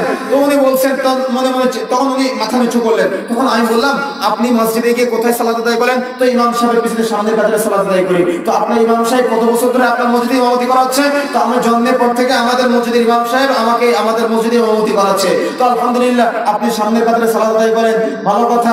আপনি সামনে আপনার ইমাম সাহেব জন্মের পর থেকে ইমাম সাহেব পিছনে সালাত আদায় করছেন, ঠিক আছে, ঠিক ভালো কথা। তো এই যে আমি যে কথাগুলি বললাম, এই কথাগুলি না হয় বিভিন্ন পণ্য প্রাসঙ্গ নিয়ে যে বিষয়গুলো যদি আপনি পালন নাও করেন তাহলে হয়তো আল্লাহ রাব্বুল আলামিন চাইলে আপনাকে ক্ষমা করতে পারে, কিন্তু আপনার কাপড়টা এখনো নিচে, আপনার হাতে স্বর্ণের চেন, আপনার গলায় স্বর্ণের চেন, আপনি এমন অবস্থায় যদি মারা যান তাহলে আপনার জন্য জান্নাত আছে নাকি নাই? চুপ থাকলেন। তখন আমি বললাম যে ইমাম সাহেব আপনাকে এই বিষয়গুলো থেকে বিরত রাখতে পারলো না, হারাম বুঝাতে পারলো না, এই যে স্বর্ণ করা হারাম বুঝাতে পারলো না, তারপর টাকা নিচে পড়লে এটা জান্নাত হারাম হয়ে যায়, আল্লাহ রাব্বুল আলামিন তার দিকে রহমতের দৃষ্টি দিবেন না, তাহলে আপনার ইমাম সাহেব আপনাকে সৎ পথ দেখাতে পারলো না পারে নাই? পারে নাই। আপনারা কি বলছেন ভাই? দেখাতে পারলো না পারে নাই? বন্ধুরা আমার, তাহলে দেখেন আমরা এবার একটু তাহলে মূল আলোচনার দিকে যাই। সুতরাং মাহফিলের মঞ্চগুলোতে মনে রাখতে হবে শুধুমাত্র কোরআন ও সহিহ সুন্নাহর আলোকে আলোচনার বিষয়গুলো আমাদের ব্রেনের মধ্যে রাখতে হবে। আমরা যারা মাহফিলে আলোচনা করব, মাহফিলে অন্য কোনো বিষয় আলোচনা করার প্রয়োজন নাই। মানুষদেরকে জান্নাতের পথে প্রতীক করার চেষ্টা করতে হবে, জাহান্নাম থেকে দূরে নিয়ে আসার চেষ্টা করতে হবে। কেননা এই মুহূর্তে এখানে বসে আছি, এখান থেকে বাড়ি ফিরে যেতে পারবো কোনো গ্যারান্টি আছে আমাদের? গ্যারান্টি আছে আপনাদের? এই ময়মনসিংহ মাহফিল করছিলাম, স্টেজ থেকে নেমে যেতে যেতে মাইকে ঘোষণা হয়ে যাচ্ছিল মুরব্বী মারা গিয়েছে, ইন্না লিল্লাহি ওয়া ইন্না ইলাইহি রাজিউন। আমি আপনি এখান থেকে বাড়ি ফিরে যেতে পারবো না। উঠলাম, কলকাতা যেতে যেতেই সকালে শুনতে পেলাম যে সভাপতি সাহেব রাতেই ইন্তেকাল করেছে, ইন্না লিল্লাহি ওয়া ইন্না ইলাইহি রাজিউন। আমি আপনি ভাই এখান থেকে বাড়ি ফিরে যেতে পারবো কোনো গ্যারান্টি আছে আমাদের? বলেন, হৃদয়টা খুলে বলেন, কোনো গ্যারান্টি আছে আমাদের? অনেকে মুরব্বী হয়ে গেছি, 50 বছর 60 বছর বয়স হয়ে গেছে, এখনো কোরআন ও সহিহ সুন্নাহর কথা বললে আমরা রেগে যাই। এখনো কোরআন ও সহিহ সুন্নাহর পথে রাসূলুল্লাহ সাল্লাল্লাহু আলাইহি ওয়াসাল্লাম এই মুহূর্তে যদি মারা যায়, আমি আপনি জীবনে কতই না স্বপ্ন দেখেছি, কতই না স্বপ্ন দেখি বালিশে মাথা দিয়ে আমার 5 তলা বাড়ি হবে, আমার 8টা গাড়ি হবে, 8টা গাড়ি আছে আরো 4টা লাগবে, আমার 5 তলা বাড়ি আছে আরো 5 তলা বাড়ি 5টা লাগবে, আমার ড্রাইভার গাড়ির দরজা না খুলে দিলে আমি গাড়ি থেকে বের হতে পারি না। দেখা যাচ্ছে আমি আপনি এই মানসিকতা হয়ে যায়, আমার টাকা বেশি, তার মানে ও নিচুজাত আমি উঁচুজাত, কি আছে না ভাই? আছে না? কিন্তু আমাকে আপনাকে তো স্বপ্ন দেখতে হবে, যে স্বপ্ন রাসূলুল্লাহ সাল্লাল্লাহু আলাইহি ওয়াসাল্লাম দেখতে বলেছেন, যে স্বপ্ন দেখা আমাদের প্রয়োজন, সেই স্বপ্নের দিকে আমরা একটু যাওয়ার চেষ্টা করি। তাহলে আমাকে আপনাকে স্বপ্ন দেখতে হবে, আমি আপনি যদি এই মুহূর্তে মারা যায় আমার আপনার অবস্থা কেমন হবে? এই মুহূর্তে মারা গেলে আমার আপনার অবস্থা কেমন হবে? মনে করেন আমি আপনি এই যে 2 হাত দ্বারা জীবনে আমি আপনি লক্ষ লক্ষ কোটি কোটি টাকা হারাম পথে উপার্জন করে 5 তলা একটা বিল্ডিং করেছি। আপনাদেরকে বলছি না, কিছু কিছু মানুষ আছে তাদেরকে বলছি যে জীবনে জন্মের পর থেকে সবুজ বুঝ জ্ঞান বুদ্ধি হওয়ার পর থেকে মারা যাওয়া পর্যন্ত লক্ষ লক্ষ কোটি কোটি টাকা সুদ খেয়ে ঘুষ খেয়ে দেখা যাচ্ছে আমি 5 তলা একটা বিল্ডিং তৈরি করেছি, বা আমার কত অহংকার। কিন্তু বন্ধুরা আমার, আজকে বাড়িতে গিয়ে একটু স্বপ্ন দেখবেন তো, একটু স্বপ্ন দেখবেন বাড়িতে গিয়ে, ব্রেনটা ক্লিয়ার রেখে সে স্বপ্নটা কি, যদি এই মুহূর্তে আমি আপনি মারা যায় আমার আপনার অবস্থা কেমন হবে? আমার 5 তলা বাড়ি, আমি 5 তলায় আছি, 5 তলায় আমার ইন্তেকাল হয়েছে, আমার ওই 5 তলা বাড়ি থেকে কোথায় নামিয়ে দিবে আমাকে? কোথায় নামিয়ে দিবে আমাকে? অথচ এটা হালাল টাকায় না হারাম টাকায়? হারাম টাকায়। ভোগ করছে কারা? ভোগ করছে কারা? বুঝতে পারেন যে ভোগ করছে কারা? উত্তর ছিল না, ভোগ করছে। অথচ আমার হারাম টাকায় করা, আমি শান্তিতে থাকতে পারবো বলেন কবরে গিয়ে? না, শান্তিতে থাকতে পারবো না ভাই। এই মুহূর্তে মারা গেলাম, মারা যাওয়ার পরে যারা আমাকে ফোন দিয়ে জিজ্ঞাসা করতো কেমন আছেন, কি অবস্থা, কোথায় আছেন, তারাই ফোন দিয়ে জিজ্ঞাসা করবে জানাজা কখন, জানাজা কখন, জানাজা কখন। এই দিনটা যদি দিনের মধ্যে না নিয়ে আসতে পারি, তাহলে এই মানসিকতার পরিবর্তন বহিঃপ্রকাশ আমি আপনি কখনো করতে পারবো না ভাই। এই চিন্তা করে দেখেন, যদি আপনার কানে আপনি যদি শুনতে পেতেন এই পরিস্থিতিটা, যে আপনার জানাজা কখন, কেমন লাগতো হৃদয়ে, কেমন কেমন পরিস্থিতি হবে সেই সময়। আপনার পরিবারকে জিজ্ঞাসা করবে যে জানাজা কখন, ভাইয়ের জানাজা কখন, পিতার জানাজা কখন, বাবার জানাজা কখন, নানার জানাজা কখন, ভাইয়ের জানাজা কখন, বা নানির জানাজা কখন, তাই না? তাই না? এটাই তো জিজ্ঞাসা করা হবে সেদিন। জিজ্ঞাসা করা হবে কিছুক্ষণ গোসলখানায়, যে গোসলখানায় নিয়ে যাওয়ার পরে আমার এই সুন্দর অঙ্গ প্রত্যঙ্গ গুলো সেদিন আমি আর নাড়াতে পারবো না ভাই। সুন্দর চোখ দিয়ে সুন্দর পৃথিবী আমি আর দেখতে পাবো না, মুখ দিয়ে আমি আর কথা বলতে পারবো না। সেদিন সেদিন জবান বন্ধ হয়ে যাবে, চোখ দিয়ে সুন্দর পৃথিবী দেখতে পারবো না, আমি আমার হাত না। সেদিন আমার হাতের মধ্যে অন্য একজন ব্যক্তি হাত প্রবেশ করিয়ে দিবে, হাত প্রবেশ করিয়ে আমার এই হাতের মধ্যে থাকা ময়লাগুলোকে পরিষ্কার করার চেষ্টা করবে। এই হাতের মধ্যে যে হাত প্রবেশ করাচ্ছে এটা পারবো না সেদিন। সেদিন আমার হাতের মধ্যে অন্য একজন ব্যক্তি হাত প্রবেশ করিয়ে এটা পরিষ্কার করার চেষ্টা করবে। বর্তমান গবেষণায় পাওয়া যাচ্ছে যে এই যে শাহাদাত আঙ্গুলি আছে না, এই শাহাদাত আঙ্গুলি, এই যে মোবাইল গুলো ব্যবহার করছি, কথা বলছে আজকে দুনিয়াতে দেখতে পাচ্ছি শাহাদাত আঙ্গুলি অন্য প্রান্তের কথা আমার কাছে পৌঁছে দিচ্ছে, আর আমার কথা বৃদ্ধ আঙ্গুলি অন্য প্রান্তে পৌঁছে দিচ্ছে। হাত দুনিয়াতেই কথা বলছে। এই হাত মারা যাওয়ার সাথে সাথে অন্য একজন ব্যক্তি হাতের মধ্যে হাত প্রবেশ করিয়ে পরিষ্কার করার চেষ্টা করছে। এই হাত দিয়ে যত অন্যায় ভাবে মানুষকে হত্যা করেছি, এই হাত দিয়ে অন্যায় ভাবে যত টাকা ইনকাম করেছি, সহযোগিতা করেছি, এই হাত দিয়ে কম্পিউটারের মাউস টিপে যত মানুষের মোবাইলে সিনেমা ভরে দিয়েছি, যত মানুষের মেমোরিতে সিনেমা ভরে দিয়েছি, এই হাত দিয়ে টিভিটা জুড়ে দিয়ে আপনার দোকানের যত মানুষ সিনেমা দেখাইছেন আপনি, এই হাত কিয়ামতের দিন সব বলে দিবে। এই হাত কিয়ামতের দিন কিচ্ছু বাদ দিবে না, সব বলে দিবে কিয়ামতের মাঠে। আপনারা এইচডি ফুটেজ বুঝেন? কিয়ামতের মাঠে আমলনামা ওইভাবে দেখানো হবে, আপনি আমি কোথায় কি করেছিলাম সেদিন সব অক্ষরে অক্ষরে দেখানো হবে। সেই দিনে কঠিন পরিস্থিতি কেমন হবে, সামান্য মারা যাওয়ার সাথে সাথে হাত নাড়াতে পারছি না, কঠিন অবস্থা কেমন হবে। আল্লাহ রাসূল সাল্লাল্লাহু আলাইহি ওয়াসাল্লাম তারপরে আমাদেরকে বোঝাতে চাইলেন, আমি আপনি মারা গেলাম, তারপরে আমাকে গোসল দেওয়া হলো, কিছুক্ষণের মধ্যে আমার আপনার গায়ে লক্ষ টাকা দামের পোশাক, 1000 টাকা দামের পোশাকের অহংকারে আমার চোখ মাটিতে নামে না। দেখা যাচ্ছে এই পোশাক সব খুলে ফেলা হবে, সব খুলে ফেলে আমার জন্য মাত্র 350 টাকা দিয়ে 3খানা সাদা কাফন নিয়ে আসা হবে। মাত্র 350 টাকা দিয়ে 3খানা সাদা কাফন নিয়ে আসা হবে। এটাই শেষ ঠিকানা, এটাই আমার শেষ সম্বল, যে কাফনের কোনো পকেট নাই। একটু চিন্তা করবেন তো, আপনি খাটিয়া শুয়ে আছেন, আপনাকে সামনে রেখে সবাই জানাজা সালাত আদায় করছে, সেই পরিস্থিতিটা কেমন হতে পারে? কেমন হতে পারে সেই পরিস্থিতি? কেমন হতে পারে? কেমন হবে সেই পরিস্থিতি? আমি আপনি যে কোনো স্থান দিনের বেলা দেখলে হাত এভাবে দিয়ে যায়, এভাবে দিয়ে যায়, এভাবে দিয়ে যায়, কারণ কি ভয় লাগে, তাই না? ভয় লাগে, রাতের বেলায় গোরস্থানের পাশ দিয়ে যেতে ভয় লাগে। তো দেখা যাচ্ছে আমি আপনি যে মুহূর্তে মারা যায়,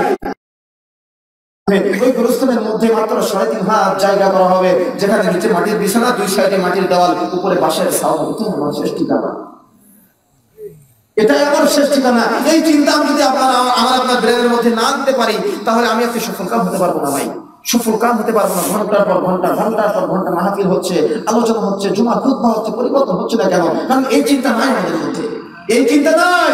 যদি এই চিন্তা থাকতো, আজকে মাহফিল আলোচনা শুনছি, এই মুহূর্তে পরিবর্তন হওয়ার মানসিকতা হয়ে যেত আমাদের, কিন্তু এই চিন্তা তো নাই আজকে আমাদের মনের মধ্যে। এই চিন্তা নাই, মাহফিলে বসে থাকি, হুজুর কি বললো সেটা শুনে চলে যায়, বাড়ি থেকে আমল করি না। আমল না করার কারণে ব্যক্তিত্বের পরিবর্তন হয় না। আমি আপনি এই মুহূর্তে মারা গেলে ওই গুরুস্থানে নিয়ে যাওয়া হবে, নিচে মাটির বিছানা, 2 সাইডে মাটির দেওয়াল, উপরে বাঁশের ছাউনি। এটাই আমার শেষ ঠিকানা, এটাই আমার শেষ ঠিকানা। সেই দিনে কঠিন পরিস্থিতি কেমন হবে? আল্লাহ রাসূল সাল্লাল্লাহু আলাইহি ওয়াসাল্লামের যে বর্ণনা কবর সম্পর্কে, কিয়ামত সম্পর্কে, কিয়ামতের দিন কারোর মাথার এক হাত উপরে, কারোর মাথার অতি নিকটবর্তী হয়ে যাবে সূর্য। সেই দিনে কঠিন পরিস্থিতি কেমন হবে আমার আপনার? সেই কঠিন পরিস্থিতি কেমন হবে যেদিন সন্তান তার পিতাকে চিনবে না, আদরের পিতা তার সন্তানকে চিনবে না, পীর মুরিদকে চিনবে না, মুরিদ পীরকে চিনবে না, আদরের সন্তান ইমাম সাহেব সাধারণ মুসলমানকে চিনবে না। সেদিনের কঠিন পরিস্থিতি আমার আপনার কেমন হবে? রাসূলুল্লাহ সাল্লাল্লাহু আলাইহি ওয়াসাল্লাম সাজদায় পড়ে থাকবে, আমার আপনার জন্য রাসূলুল্লাহ সাল্লাল্লাহু আলাইহি ওয়াসাল্লাম সুপারিশ করবে। সেদিনে কঠিন পরিস্থিতি কেমন হবে? রাসূলের সুন্নাহ যদি না মানি, তাহলে রাসূলের সুপারিশ লাভ করতে চাই কিভাবে? আমি আপনি বলেন, চাই কিভাবে? তাহলে আমি আপনি হয়তো এই আলোচনার শুরুর অংশটা একটু বুঝতে পেরেছি যে আমাদের পরিবর্তন হওয়া দরকার। এখান থেকে বাড়ি ফিরে যেতে পারবো না, গ্যারান্টি আছে আমাদের? যদি গ্যারান্টি না আছে তো করতে পারবো না ভাই। এত অহংকার কিসের? অহংকার মনের মধ্যে না নিয়ে এই মুহূর্তে তওবা করতে হবে। যে যেখানে আসে না কেন, এই মুহূর্তে জানটা বের হয়ে যেতে পারে, মরণ হয়ে যেতে পারে, এই মুহূর্তে তওবা করতে হবে। সুতরাং আমি চলে যাই যে বিষয়ে আলোচনা করতে যাচ্ছিলাম, যে আমাদের 24 ঘন্টা ইবাদত আমি আপনি কিভাবে করতে পারি। তো আমরা সুবহে সাদিক থেকে শুরু করে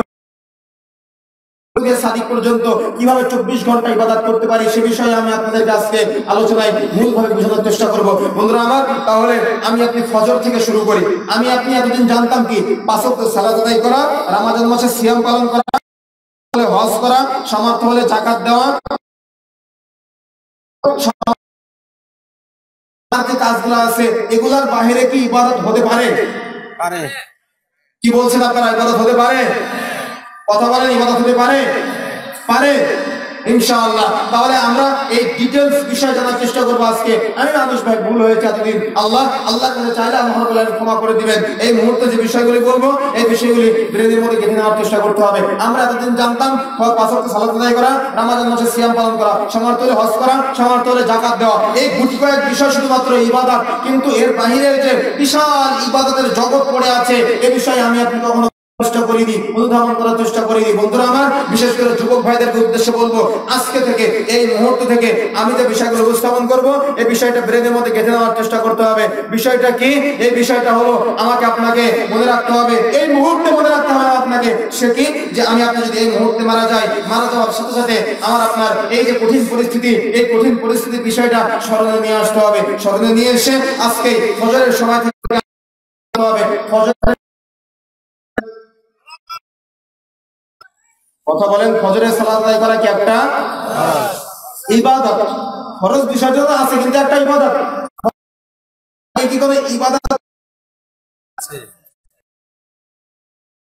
কেউ বলছেন সুবহে সাদিকের পরে ফজরের সালাতের আগে কোনো ইবাদত আছে কি নাই? কেউ বলছেন আছে, কেউ বলছে নাই। আমার দৃষ্টিতে ফজরের সালাতের ফজরের সালাত আদায় করার আগে 8টা ইবাদত আছে। সুবহে সাদিক, আমাদের ঘুম ভাঙে, ঘুম ভাঙার পর থেকে ফজরের সালাত আদায় করার পূর্বে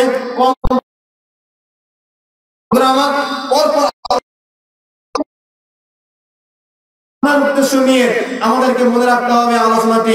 ফজরের সালাত আদায় করার পূর্বে যে আমি একটু ডিটেইলস আলোচনা করব, মানসিকতা আছে শ্রবণ করার, ইচ্ছা আছে শ্রবণ করার, তাহলে আমরা একটু আলোচনার দিকে যাওয়ার চেষ্টা করি নাকি?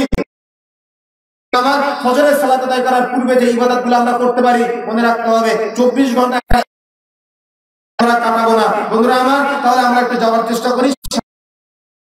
আমাকে আপনাকে মনে রাখতে হবে সবসময় যে ফজরের সালাত আদায় করার পূর্বে আমি আপনি কিভাবে ইবাদত করতে পারি। আমাদেরকে থেকে বলবো, হাদিস থেকে বলতে হবে। এই তো শিখাতে পেরেছি যে হাদিস থেকে বলতে হবে, এটা জানতে পেরেছি আমরা, তাই তো? হাদিস থেকে বলতে হবে, ব্যক্তিগত কথা নয়। তাহলে যাওয়ার চেষ্টা করি সামনের দিকে। ফজরের সালাত আদায় করার পূর্বে আমার আপনার যে ইবাদতগুলো রয়েছে, তার মধ্যে প্রথম নম্বরটি হচ্ছে আমাকে আপনাকে ঘুম থেকে ওঠার পরে দোয়া পড়তে হবে। নির্দেশকে দিয়েছেন আল্লাহ রাসূল। ঘুম থেকে ওঠার দোয়া শিখিয়েছেন কে? রাসূল সাল্লাল্লাহু আলাইহি ওয়াসাল্লাম। যেটা শিখিয়েছেন আমি আপনি আমল করলে ঘুম থেকে ওঠার দোয়া মুখস্থ আছে কয়জনের? একজন বলে। ঘুম থেকে ওঠার দোয়া মুখস্থ আছে কার?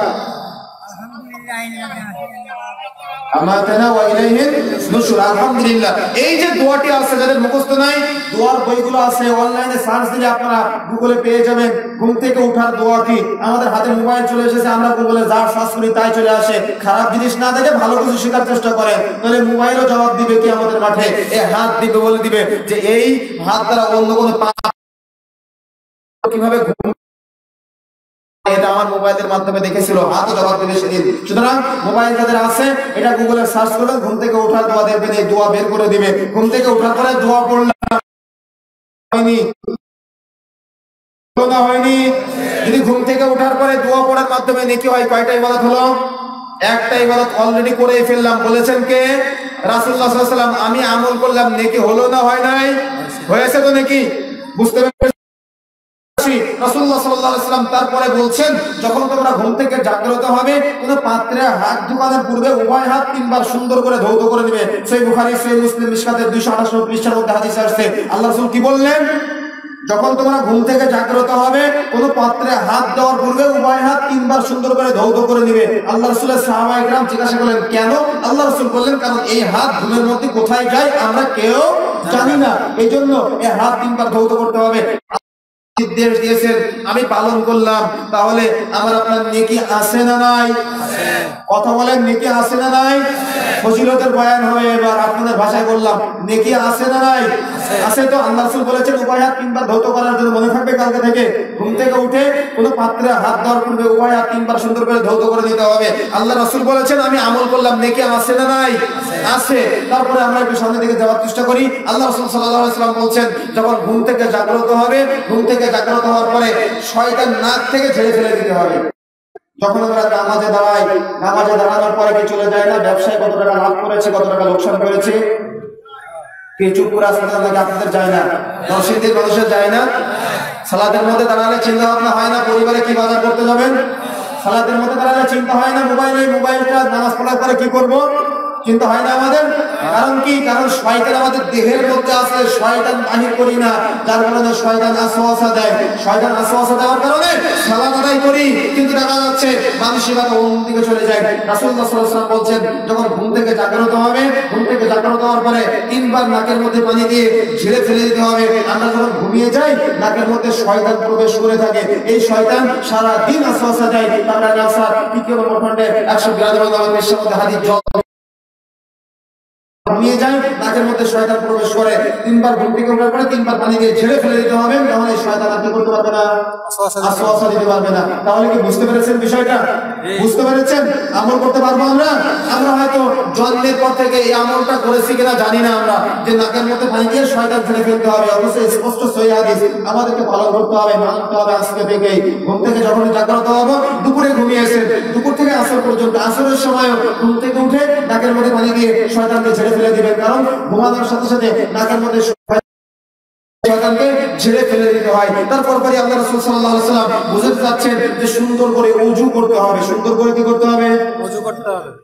ওযু করতে হবে। আল্লাহ রাসূল সাল্লাল্লাহু আলাইহি ওয়াসাল্লাম বলছেন, যদি কোনো ব্যক্তি উত্তম রূপে ওযু করে, তাহলে তার প্রত্যেকটা অঙ্গ প্রত্যঙ্গ দিয়ে গুনাহ ঝরে পড়ে যায়। হাদিসের ভাষ্য এমনটাই, নখের মধ্যে যে গুনাহ থাকে, এই গুনাহটাও ঝরে পড়ে যায়। সুবহানাল্লাহ। বুখারীর মধ্যে আসছে হাদিসটা, মুসলিমের মধ্যে আসছে, মিশকাতের মধ্যে আসছে, 394 নম্বর পৃষ্ঠার মধ্যে হাদিস জলজল করছে প্রথম হাদিস। আল্লাহ রাসূল কি বোঝাতে চাইলেন? সুন্দরভাবে ওযু করতে হবে। সুন্দরভাবে যদি ওযু করা হয়, তাহলে অঙ্গ প্রত্যঙ্গ দ্বারা অর্জন করা সব পাপ কি হবে? ঝরে পড়ে যাবে। ওযু করার সময় আমি আপনি একটা নিয়ত বলে থাকি, তাই না? নিয়ত মুখস্থ আছে কার কার? ওযুর নিয়ত মুখস্থ আছে কার কার? ওযুর নিয়ত মুখস্থ আছে? ওযুর নিয়ত শিখাইছে কে? আমি একটা কথা বলি, মনে কষ্ট নিয়েন না। প্রত্যেকে আমরা জানি ইন্নামাল আ'মালু বিন্নিয়াত। প্রত্যেক আমল কিসের উপর নির্ভরশীল? নিয়তের উপর নির্ভরশীল, তাই না? দেখেন, নেকি কিন্তু ঝরবে না যদি বিদআত হয়ে যায়। আল্লাহ রাসূল করেননি, সাহাবায়ে কেরাম করেননি। নেকির উদ্দেশ্যে নতুন করে যা কিছু সৃষ্টি করবে সেটাই বিদআত। মনে থাকবে, বিদআতের সংখ্যা মনে রাখবেন। আল্লাহ রাসূল করেননি, সাহাবায়ে কেরাম করেননি। নেকির উদ্দেশ্যে নতুন করে যেটাই সৃষ্টি করব, ভালো করে মনে রাখবেন। আল্লাহ রাসূল করেননি, সাহাবায়ে কেরাম করেননি। নেকির উদ্দেশ্যে ইবাদত মনে করে যেটাই তৈরি করব সেটাই বিদআত। এখন আল্লাহ রাসূল সাল্লাল্লাহু আলাইহি ওয়াসাল্লাম বলেছেন, ইন্নামাল আ'মালু বিন্নিয়াত। প্রত্যেক আমল নিয়তের উপরে নির্ভরশীল। এখন তাহলে নিয়ত করা জরুরি না জরুরি নয়? জরুরি। জরুরি তো নাকি? নিয়ত করা কি জরুরি? নিয়ত করতেই হবে, নিয়ত ছাড়া কি হবে না? ইবাদত হবে না। ওযু করা ইবাদত না ইবাদত নয়? ইবাদত। ওযুর পূর্বে নিয়ত করা জরুরি না জরুরি নয়? নিয়ত কি বলেন আল্লাহ রাসূল? ইন্নামাল আ'মালু বিন্নিয়াত। নিয়ত করতে হয়। আমি ইমাম সাহেব যারা আছে তাদেরকে একটু জিজ্ঞাসা করতে চাই, আল্লাহ রাসূল সাল্লাল্লাহু আলাইহি ওয়াসাল্লাম কোথাও কি বলেছেন নিয়ত পড়া জরুরি? জি না। আমি আজকে বলে গেলাম সকলের সামনে, প্রচুর ভিডিও হচ্ছে, আজকে বলে গেলাম, চ্যালেঞ্জ থাকলো সাহাবায়ে কেরাম থেকে, আল্লাহ রাসূল থেকে, পবিত্র কোরআনের মধ্যে, হাদিসের মধ্যে কোথাও কেউ দেখাতে পারবে না যে নিয়ত পড়া জরুরি, নিয়ত করা জরুরি। এটা সবাই দেখাতে পারবে। মসজিদে এসেছেন কি জন্য? দুপুর 1টার সময় কি জন্য মসজিদে এসেছেন? জোহরের সালাত আদায় করার জন্য। ওযুখানায় কি জন্য গেলেন? ওযু করার জন্য। ওযুখানায় কি জন্য গেলেন? ওযু করার জন্য। ওযুখানা যদি ওযু করার জন্যই যে থাকে, নিয়ত হয়েছে না হয় নাই? নতুন করে ইবাদত মনে করে নিয়ত করার প্রয়োজন আছে না নাই? আপনি যে করছেন, বন্ধুরা আমার মনে কষ্ট হওয়ার কিছু নাই। আমি আজকে বলছি, মনে রাখবেন, আল্লাহ রাসূল করেননি, সাহাবায়ে কেরাম করেননি। নতুন করে নতুন ভাবে যেটা ইবাদত মনে করে তৈরি করা হবে সেটা বিদআত হবে। দেখেন, আজকে আমি আপনি এটা মনে করতে পারি যে এটা তো ভালো গুণ, তাই না? ভালো গুণ না? এটা কি একটা পরিপূর্ণ? বুঝে বলছেন তো? ইসলাম পরিপূর্ণ না অপূর্ণাঙ্গ? পরিপূর্ণ জিনিসের ভিতরে কিছু ঢুকালে, এক চামচ পানি ঢুকিয়ে দিলাম, এর মধ্যে থাকা পানি বের হয়ে যাবে না অন্য প্রান্ত দিয়ে? ইসলামটা পরিপূর্ণ। যখন নতুন কিছু ঢুকাবো সুন্নাত বের হয়ে যাবে। মনে থাকবে, ইসলাম পরিপূর্ণ। যখন নতুন কিছু ঢুকাবো সুন্নাত বের হয়ে যাবে। এর মধ্যে এক চামচ পানি বের করে ফেললে ফাঁকা হয়ে যাবে না? ইসলাম পরিপূর্ণ কোনো কিছু ঢোকানো যাবে না, কোনো কিছু বাহির করা যাবে না। বন্ধুরা আমার, আল্লাহ রাসূল সাল্লাল্লাহু আলাইহি ওয়াসাল্লাম সাহাবায়ে কেরাম থেকে পৃথিবীর ইতিহাসে কেউ কোনো প্রমাণ দিতে পারবে না যে আল্লাহ রাসূল সাল্লাল্লাহু আলাইহি ওয়াসাল্লাম সাহাবায়ে কেরাম ওযুর পূর্বে কোনো নিয়ত বলেছিলেন, কোনো প্রমাণ কেউ দিতে পারেন নাই। এখন আপনাদের কাছে প্রশ্ন, আল্লাহ রাসূল বলেননি, সাহাবায়ে কেরাম করেননি, নেকির উদ্দেশ্যে নতুন করে মনে করে যদি আমি আপনি বলি, এটা সুন্নাত হবে না বিদআত হবে? বুঝাতে পেরেছি, তাহলে আলহামদুলিল্লাহ। আমাদের মনে কষ্ট করার কিছু নাই। আমি আপনি এখানে বসে কোরআন ও হাদিসের ইসলাহের আলোচনা করব। আল্লাহ রাসূলরা করেননি, সাহাবায়ে কেরাম যারা করেননি, নেকির উদ্দেশ্যে নতুন করে তৈরি করলে যদি বিদআত হয়, আমরা কি করতে রাজি আছি? না। এক বেদুইন যুবক আসেন আল্লাহ রাসূলের কাছে, এসে বলছেন, আল্লাহ রাসূল আমাকে জান্নাতের পথ দেখান। আল্লাহ রাসূল বলছেন, তুমি ফরজ সালাত আদায় করবে, ফরজ সিয়াম পালন করলে করবে, সামর্থ্য হলে হজ করবে, সামর্থ্য হলে যাকাত দিবে। ও চলে যাচ্ছে, চলে যাওয়ার সময় আল্লাহ রাসূল সাল্লাল্লাহু আলাইহি ওয়াসাল্লাম ও চলে যাওয়ার সময় একটা কথা বলেছিলেন। আল্লাহ রাসূল, ওয়াল্লাহি আল্লাহর কসম, আপনি যতটুকু বললেন এর বেশিও করব না, কমও করব না। ও কি ফরজ সালাতের পরে সুন্নাত সালাত আদায় করবে? ও কিন্তু আপনি যতটুকু বলেছেন ওয়াল্লাহি আল্লাহর কসম, এর বেশিও করব না, কমও করব না। ও কিন্তু সুন্নাত সালাত আদায় করবে না, ও কিন্তু নফল সিয়াম পালন করবে না, ও কিন্তু সামর্থ্য না হলে হজ করতে যাবে না, ও কিন্তু উমরা করতে যাবে না, ও কিন্তু মসজিদে লক্ষ টাকা দান করবে না। ও যখন চলে গেলেন, আল্লাহ রাসূল সাল্লাল্লাহু আলাইহি ওয়াসাল্লাম সাহাবায়ে কেরামকে বলতেন, সাহাবায়ে কেরাম জান্নাতি ব্যক্তি দেখার জন্য সবসময় পাগল পারা হয়ে থাকতেন। আল্লাহ রাসূল সাহাবায়ে কেরামকে বলতেন, সাহাবায়ে কেরাম তোমরা কি কোনো জান্নাতি ব্যক্তি দেখতে চাও? বুঝেন, আল্লাহ রাসূল বলছেন, সাহাবায়ে কেরাম তোমরা কি কোনো জান্নাতি ব্যক্তি দেখতে চাও? সাহাবায়ে কেরাম বলছেন, আল্লাহ রাসূল অবশ্যই দেখতে চাই। আল্লাহ রাসূল বলছেন, ওই যে ব্যক্তিটা যাচ্ছে ও জান্নাতি। সুবহানাল্লাহ, সুবহানাল্লাহ। ও কি সুন্নাত সালাত আদায় করবে? না। ও কি সুন্নাত সিয়াম পালন করবে? না। ও কি উমরা করবে, লক্ষ টাকা দান করবে? ও ওয়াদা করেছে, ওয়াল্লাহি আল্লাহর কসম, যতটুকু করব না, আল্লাহ রাসূল তাকে জান্নাতি বলে ঘোষণা পালন করার চেষ্টা করতে হবে। হাউজে কাউসারের পানি রাসূলুল্লাহ সাল্লাল্লাহু আলাইহি ওয়াসাল্লাম পান করাবেন। এরপরে হাদিসে রাসূলুল্লাহ সাল্লাল্লাহু আলাইহি ওয়াসাল্লাম বলছেন, যেদিন হাউজে কিয়ামতের মাঠে আল্লাহ রাসূল দাঁড়িয়ে থাকবে, হাউজে কাউসার নাম শুনেছেন তো আপনারা? হাউজে কাউসার নাম শুনেছেন তো আপনারা? আল্লাহ রাসূল সাল্লাল্লাহু আলাইহি ওয়াসাল্লাম বলছেন, কিয়ামতের মাঠে আল্লাহ রাসূল যখন হাউজে কাউসারের পানি পান করার জন্য দাঁড়িয়ে থাকবে, এমন অবস্থায় আল্লাহ রাসূলের উম্মতগণ হাউজে কাউসারের পানি পান করার জন্য চলে আসবে। এমন অবস্থায় আল্লাহ রাসূলের মাঝে এবং আল্লাহ রাসূলের উম্মতের মাঝে একটা পর্দা ফেলে দেওয়া হবে। কি ফেলা হবে? পর্দা। পর্দা ফেলা হবে, মানুষদেরকে ডিভাইডেড করা হবে। আল্লাহ রাসূল এবং আল্লাহ রাসূলের উম্মতের মধ্যে পার্থক্য করে দেওয়া হবে। আমরা কি এই পার্থক্যকারী উম্মত হতে চাই? না। হতে চাই? আল্লাহ রাসূল ফেরেশতাদেরকে জিজ্ঞাসা করলেন, ফেরেশতা মণ্ডলী তারা তো আমারই উম্মত। আল্লাহ রাসূলের সামনে ফেরেশতা মণ্ডলী তখন বলতে লাগলেন, আল্লাহ রাসূল আপনি মারা যাওয়ার পরে আপনার ইসলামের মধ্যে, আপনার রেখে যাওয়া দিন ধর্মের মধ্যে এরা নতুন নতুন ইবাদত তৈরি করেছিল। হাদিসের ভাষ্যটাই বলছি আমি। তখন আল্লাহ রাসূল সাল্লাল্লাহু আলাইহি ওয়াসাল্লাম বলবেন, সুহকান সুহকান, তোমরা দূর হয়ে যাও, দূর হয়ে যাও। আমি আপনি আজকে মনে করে নিয়েছি ইবাদত বেশি করলে নেকি আছে। না, ইবাদত অল্প হোক, রাসূলের পদ্ধতিতে হোক, নেকি বেশি আছে। ফরজ সালাত যোহরের কয় রাকাত? আমি 5 রাকাত আদায় করব।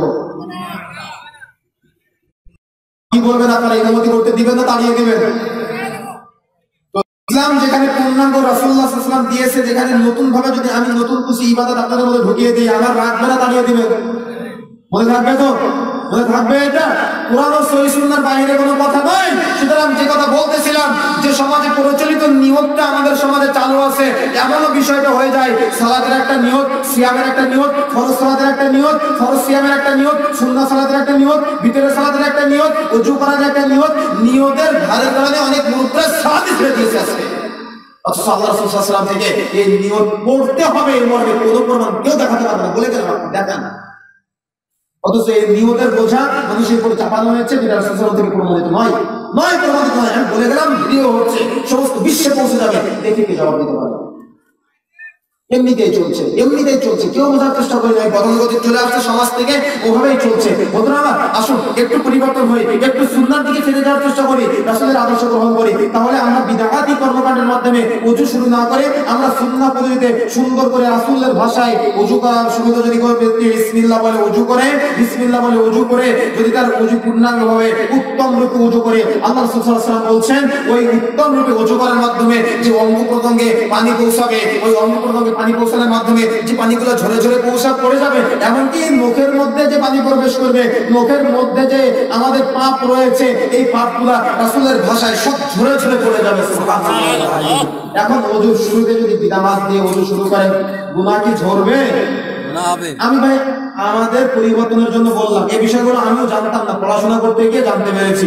এই বিষয়গুলো আমিও জানতাম না, তদন্ত করতে গিয়েছি, তদন্ত করতে গিয়ে দেখি পাই নাই। যদি পাই নাই আমল সুন্নাত বললাম, আমার জন্য ঝরে ঝরে পড়ে গেল। আমার সুবিধার্থে বললাম, আপনাদের সুবিধার্থে বললাম, আলহামদুলিল্লাহ। মনে কষ্ট দিলে আমার কোনো কিছু করার নাই, কারণ বলেছেন রাসূলুল্লাহ সাল্লাল্লাহু আলাইহি ওয়াসাল্লাম, আমি শুধুমাত্র অনুবাদক। বন্ধুরা আমার, যে কথা বলছিলাম, তাহলে সুন্দরভাবে যদি ওযু করা হয়, হাত কবজি পর্যন্ত ধৌত করলাম, এই হাত দ্বারা অর্জন করা পাপ ঝরবে না ঝরবে না? ঝরবে। কথা বলেন, ঝরবে না ঝরবে না? কুলি করলাম, মুখ দিয়ে যত মানুষের গালিগালাজ করেছি, আল্লাহ রাসূলের ভাষায় পাপ ঝরে পড়বে না পড়বে না? মুখমণ্ডলে পানি দিলাম, এই মুখমণ্ডল দ্বারা অর্জিত পাপ ঝরে পড়বে না পড়বে না? যেহেতু আল্লাহ রাসূল বলেছেন মুখের মধ্যে যে পাপ রয়েছে, পানি যদি প্রবেশ করে এই পাপও ঝরে পড়ে যাবে। আপনার চোখ দ্বারা অর্জন করা সব পাপ কি ঝরে পড়বে না?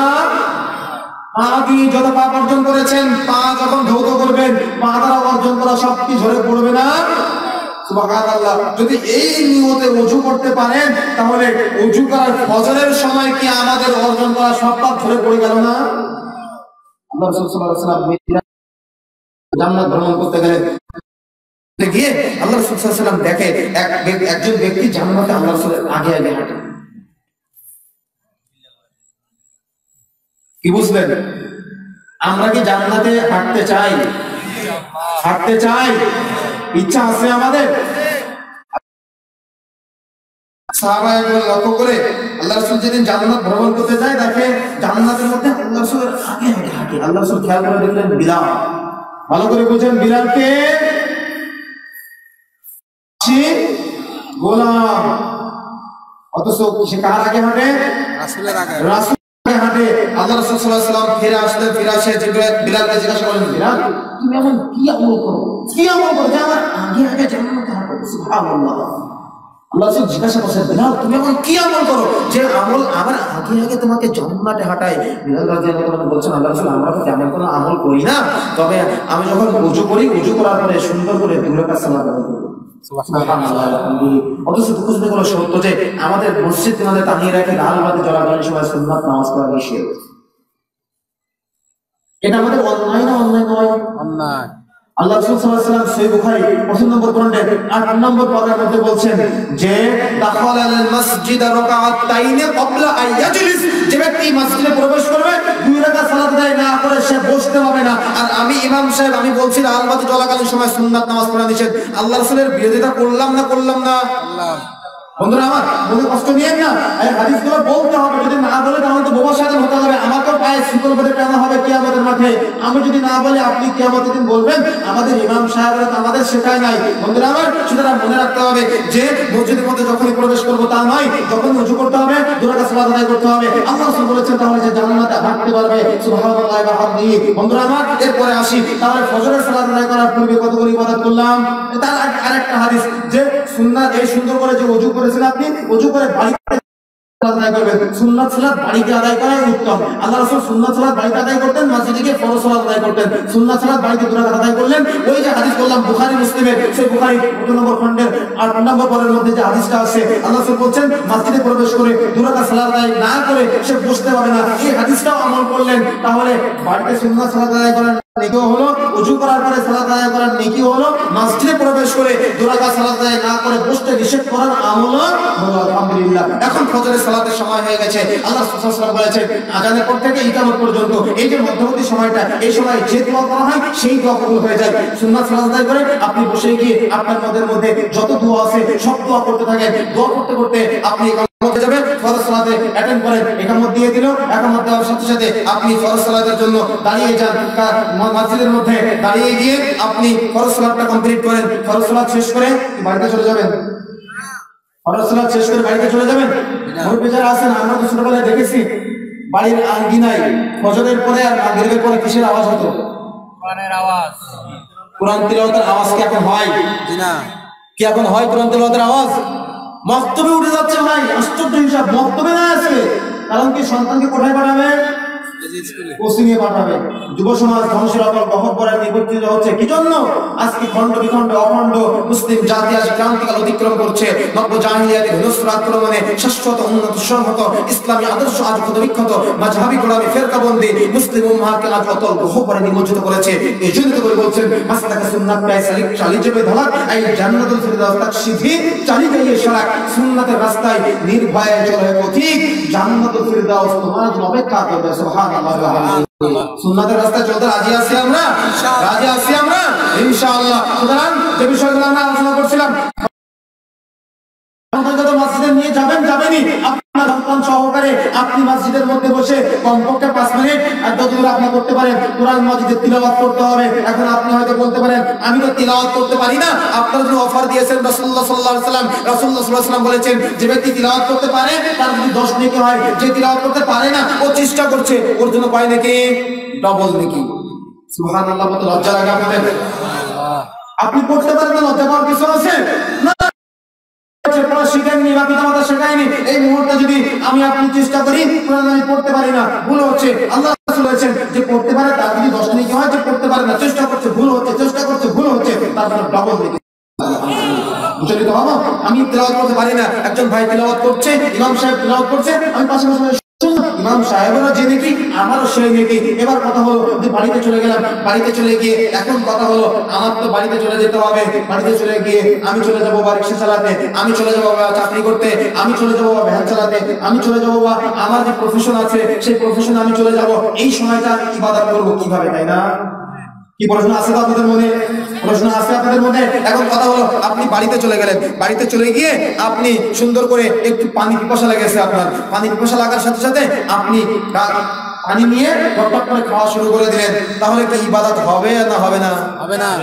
পানি খাওয়ার কয়টা নিয়ম কেউ বলতে পারবেন? পানি খাওয়ার 5টা নিয়ম।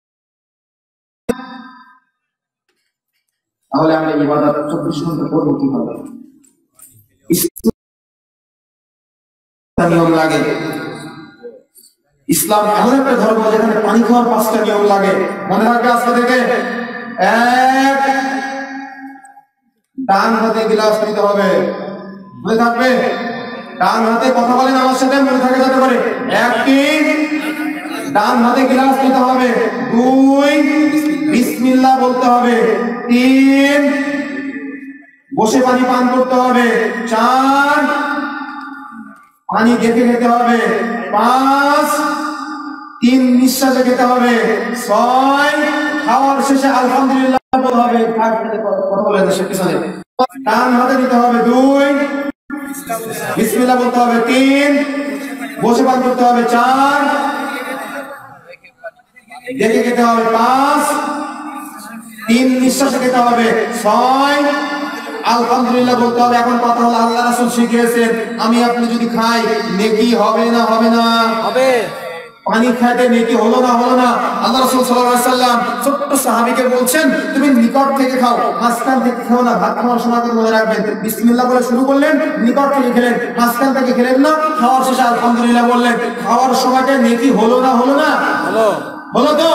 তাহলে এই যে খাওয়ার শেষে আলহামদুলিল্লাহ বলা পর্যন্ত নেকি হলো না হলো না? আমাদের ইবাদত থেকে বাদ করলে কোনো সময়টা হবে? 1 সেকেন্ড বাদ করলো আমাদের। এখন কথা হলো আমি তো ভ্যান চালাতে যাবো, আমি তো রিকশা চালাতে যাবো, আমার এই সময়টা আমি ইবাদত করবো কিভাবে? বন্ধুরা আমার এই সময়টা ইবাদত কিভাবে করবেন আমি একটু সামনের দিকে যাওয়ার চেষ্টা করি। আল্লাহ রাসূল সাল্লাল্লাহু আলাইহি ওয়াসাল্লাম সাহাবায়ে-কেরামকে লক্ষ্য করে বলছেন সাহাবায়ে-কেরাম যদি কোনো ব্যক্তি তার পরিবারের মুখে হালাল খাবার হালাল রুজি তুলে দেওয়ার জন্য বাড়ি থেকে বের হয় ও বাড়ি ফিরে আসার আগ পর্যন্ত যত সময় এই হালাল রুজির পিছনে সময় দিবে পুরো সময়টা ইবাদতের নেকিতে পূর্ণ করে দেওয়া হবে। সুবহানাল্লাহ। বলেছেন কে? রাসূল মুহাম্মদ সাল্লাল্লাহু আলাইহি ওয়াসাল্লাম। এখন আপনি ভ্যান চালাতে গিয়েছেন, ভ্যান চালাতে গিয়ে মানুষের সাথে সুন্দরভাবে কথা বললেন, এই সময়টা যদি ইবাদত মনে করে করেন নেকি হবে না হবে না? ভ্যান চালাতে গিয়েছেন আপনি মনে করছেন এটা আপনার শুধু খাবারের খোরাক না, এই সময় মনে করতে হবে আমার খাবারের খোরাক এবং এই সময়টা আমার মানুষের সেবা হচ্ছে। যদি এই নিয়ত করতে পারে তাহলে কি হবে? ইবাদত হতে হবে, ইবাদত হবে। আপনি আমি মুদিখানার দোকান দিয়েছি, মুদিখানার দোকান দিয়ে যদি আপনি এই মানসিকতা নিয়ে আসতে পারি যে আমি যদি এই সময়টা আমার ইবাদত হচ্ছে, এই সময়ে আমি মানুষের ওজনে কম দিব না, খাদ্যে ভেজাল দিব না, 2 নম্বর ডাউল আমি 1 নম্বর ডাউলের সাথে মিশিয়ে দিব না, উকাওয়ালা চাউল নিচে রেখে ভালো চাউল উপরে রেখে উভয়টা ভেজাল করে দিতে পারবো না, এই নিয়ে হচ্ছে করবে না, করবে না। একজন ব্যক্তি চাকরি করে, ও চাকরিতে গিয়ে যদি এই চিন্তা করতে পারে আমার এই সময়টা তো ইবাদত হচ্ছে, এই সময় যদি আমি ঘুষ খাই তাহলে তো ইবাদত হচ্ছে না, এই সময় যদি সুদ খাই তাহলে তোমার ইবাদত হচ্ছে না, ওকে ফিরে আসবে না, আসবে না। চিন্তা কি করতে হবে? নিয়ত কি করতে হবে?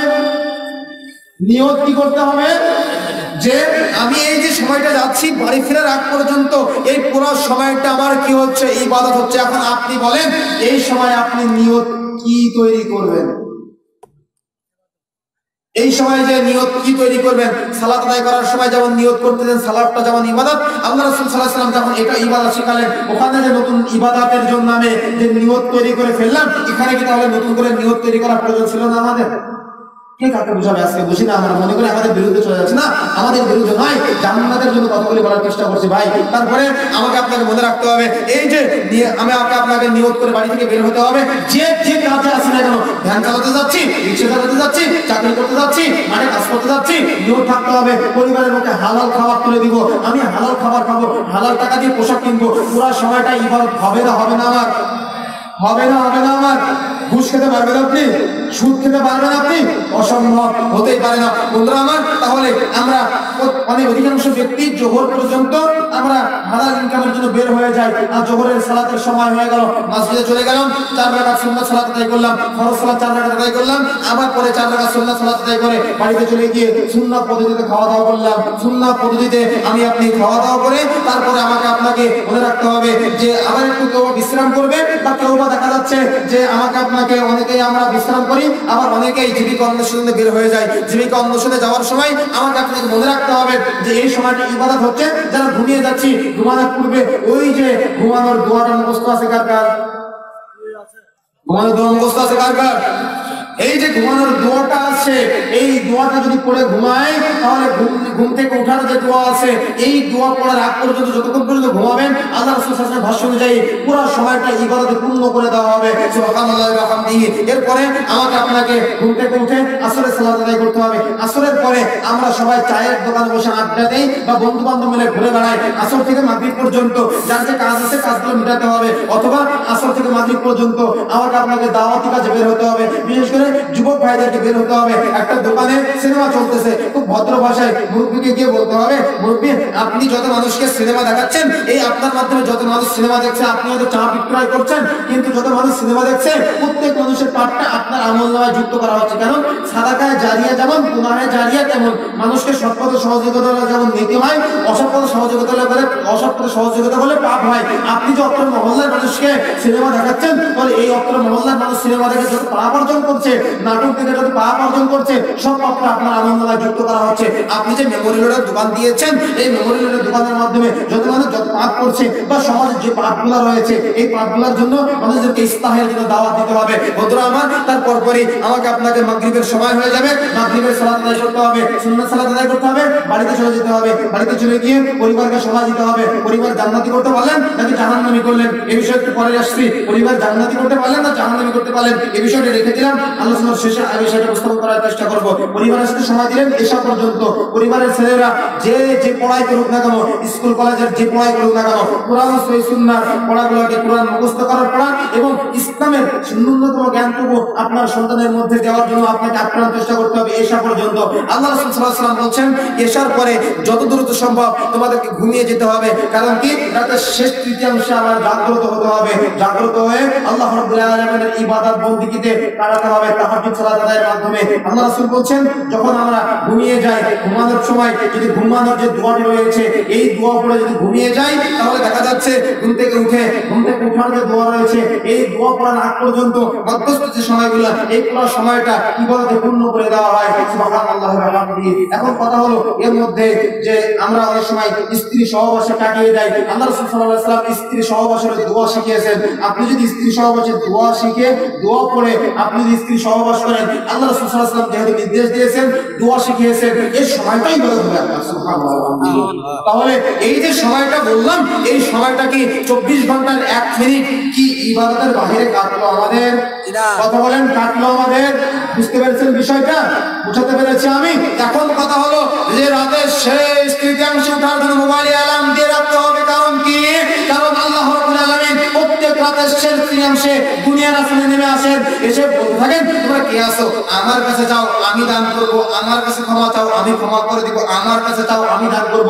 ব্যবসায় লোকসান হয়েছে, সমাজের মানুষ সহযোগিতা করেছে, একটু ঋণ হয়ে গেছি, একটু অসুবিধায় পড়েছি, একটু সমস্যার মধ্যে আছি, পাপাচারের মধ্যে জড়িত হয়ে রয়েছি, ভুল করেছি, অন্যায় করে। কি বুঝলেন আপনারা? তখন আমি বলতে বাধ্য হলাম যে পীর সাহেব অসুস্থ হলে কানাডায় যাওয়া লাগে, আর মুরিদ অসুস্থ হলে মাজারে আসা লাগে।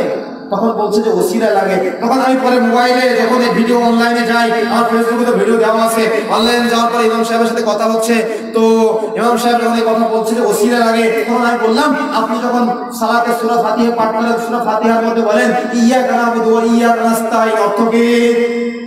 কি অর্থ জানেন আপনারা? একমাত্র তোমার কাছে সাহায্য চাই, একমাত্র তোমার কাছে প্রার্থনা করি, তাই না? আমরা একমাত্র কার কাছে চাই? আল্লাহর কাছে। সালাতের মধ্যে বলছেন আল্লাহ তোমার কাছে চাই, আর মাজারে কি বলছেন পীর সাহেব তোমার মাধ্যমে আল্লাহর কাছে চাই। তাহলে বিষয়টা কেমন হয়ে গেল না? বুঝতে পেরেছেন আপনারা? বুঝাতে পেরেছি আমি? বন্ধুরা আমার, যে কয়জন আসে না কেন, এই জ্ঞানটুকু নেওয়ার চেষ্টা করতে হবে, এই জ্ঞান নিয়ে এখান থেকে যাওয়ার চেষ্টা করতে হবে। যে কয়দিন বেঁচে থাকবো, কোরআন ও হাদিসের আলোকে আমল করার চেষ্টা করবো, অন্ধ অনুসারী হওয়ার চেষ্টা করবো না। আবু তাহের বর্ধমানী সাহেব ওনার বইয়ের মধ্যে লিখছেন যে হুজুর বলিল গায়ে ষাঁড় হলেও সমস্যা নাই। বিষয়টা বুঝতে পারলেন? বুঝতে পারলেন? হুজুর বলিল গায়ে ষাঁড় হলেও সমস্যা নাই, এর ব্যাখ্যা উনি নিজেই করেছেন ওখানে। তার মানে পীর সাহেব বলেছে গায়েটা বাজারে বিক্রয় করে দিয়ে আসো। তো বাজারের মানুষ জিজ্ঞাসা করছে যে ষাঁড়ের দাম কত? ওটা ষাঁড়, নিচে তাকিয়ে যে দেখা যায় যে ওটা ষাঁড়, ও দেখিনি, না দেখে বাজারের মানুষ যখন জিজ্ঞাসা করছে যে ষাঁড়ের দাম কত, তো ও বলছে যে না, হুজুর বলিল গায়ে, এটা ষাঁড় হলেও সমস্যা নাই, এটা গায়ে বলে বিক্রয় হবে। তার মানে আমাদের চোখ আছে, চোখ দিয়ে দেখি না, অন্তর আছে, অন্তর দিয়ে বিবেচনা করি না। অথচ মাছ দিয়ে ভাত খাওয়ার সময় টাকা বেশি খাই, ডাউন যখন বাজারে ক্রয় করতে যাই, সবচেয়ে ভালো ডাউনটা ক্রয় করার চেষ্টা করি। মোকাওয়ালা ডাউন ক্রয় করেছি কত আমরা? মোকাওয়ালা ডাউন ক্রয় করার চেষ্টা করি না। ইসলাম মানার ক্ষেত্রে কেন হুজুর বলিল গায়ে ষাঁড় হলেও সমস্যা নাই? কেন এমনটা হবে? পরিবর্তন হতে হবে, তওবা করতে হবে, ফিরে আসতে হবে। এবার যুবক ভাইদের উদ্দেশ্যে আজকের আলোচনা সবচেয়ে গুরুত্বপূর্ণ নসিহত এবং আজকে আলোচনার সর্বশেষ হাদিস, যে হাদিসটা আমি প্রত্যেকটা আলোচনাতে করার চেষ্টা করি, কারণ এই হাদিসটা সবচেয়ে গুরুত্বপূর্ণ। হাদিসটা কি? রাসূলুল্লাহ সাল্লাল্লাহু আলাইহি ওয়াসাল্লাম বলেছেন, সালাসাতু হারামাল্লাহু আলাইহিমুল জান্নাহ, তিন শ্রেণীর ব্যক্তির উপরে জান্নাত হারাম। কয় শ্রেণীর? যারা কথা বলছেন না, ঘুমিয়ে গেছেন নাকি আপনারা? কয় শ্রেণীর ব্যক্তির উপরে জান্নাত হারাম? তিন শ্রেণীর ব্যক্তির উপরে জান্নাত হারাম। আচ্ছা, আমরা যদি তিন শ্রেণীর ব্যক্তির মধ্যে পড়ে যাই, তওবা করতে পারবো না? পারবো না? কথা বলেন, পারবো না? পারবো না? এখন কথা হলো, আমি এখানে বসে আছি, ইমাম সাহেব আমার জান্নাত হারাম, ইমামতি করে লাভ আছে আমার? কথা বলছেন না কেন, নাকি জানেন না? আমি মাস 5 বার মক্কা থেকে হজ করে এসেছি, এলাকার হাজী সাহেব আমি, হাজী সাহেব আমি, অথচ আমার জান্নাত হারাম। হজ করে লাভ আছে ভাই? আমি 5 সালাত সামনের কাতারে আদায় করি, অথচ আমার জান্নাত হারাম। সালাত আদায় করে লাভ আছে আমার? আমি ইমামতি করি, আমার জান্নাত হারাম, ইমামতি করে লাভ আছে আমার? মসজিদে 5 লাখ টাকা দান করে এসেছি, আমার জান্নাত হারাম, 5 লাখ টাকা দান করে লাভ আছে আমার? লাভ আছে আমার? আমি ভাই এখানে ভক্ত বানাতে আসি নাই, আমি দাওয়াত দিতে এসেছি। কোরআন ও হাদিসের দাওয়াত নেওয়ার মানসিকতায় আলোচনা শ্রবণ করতে হবে।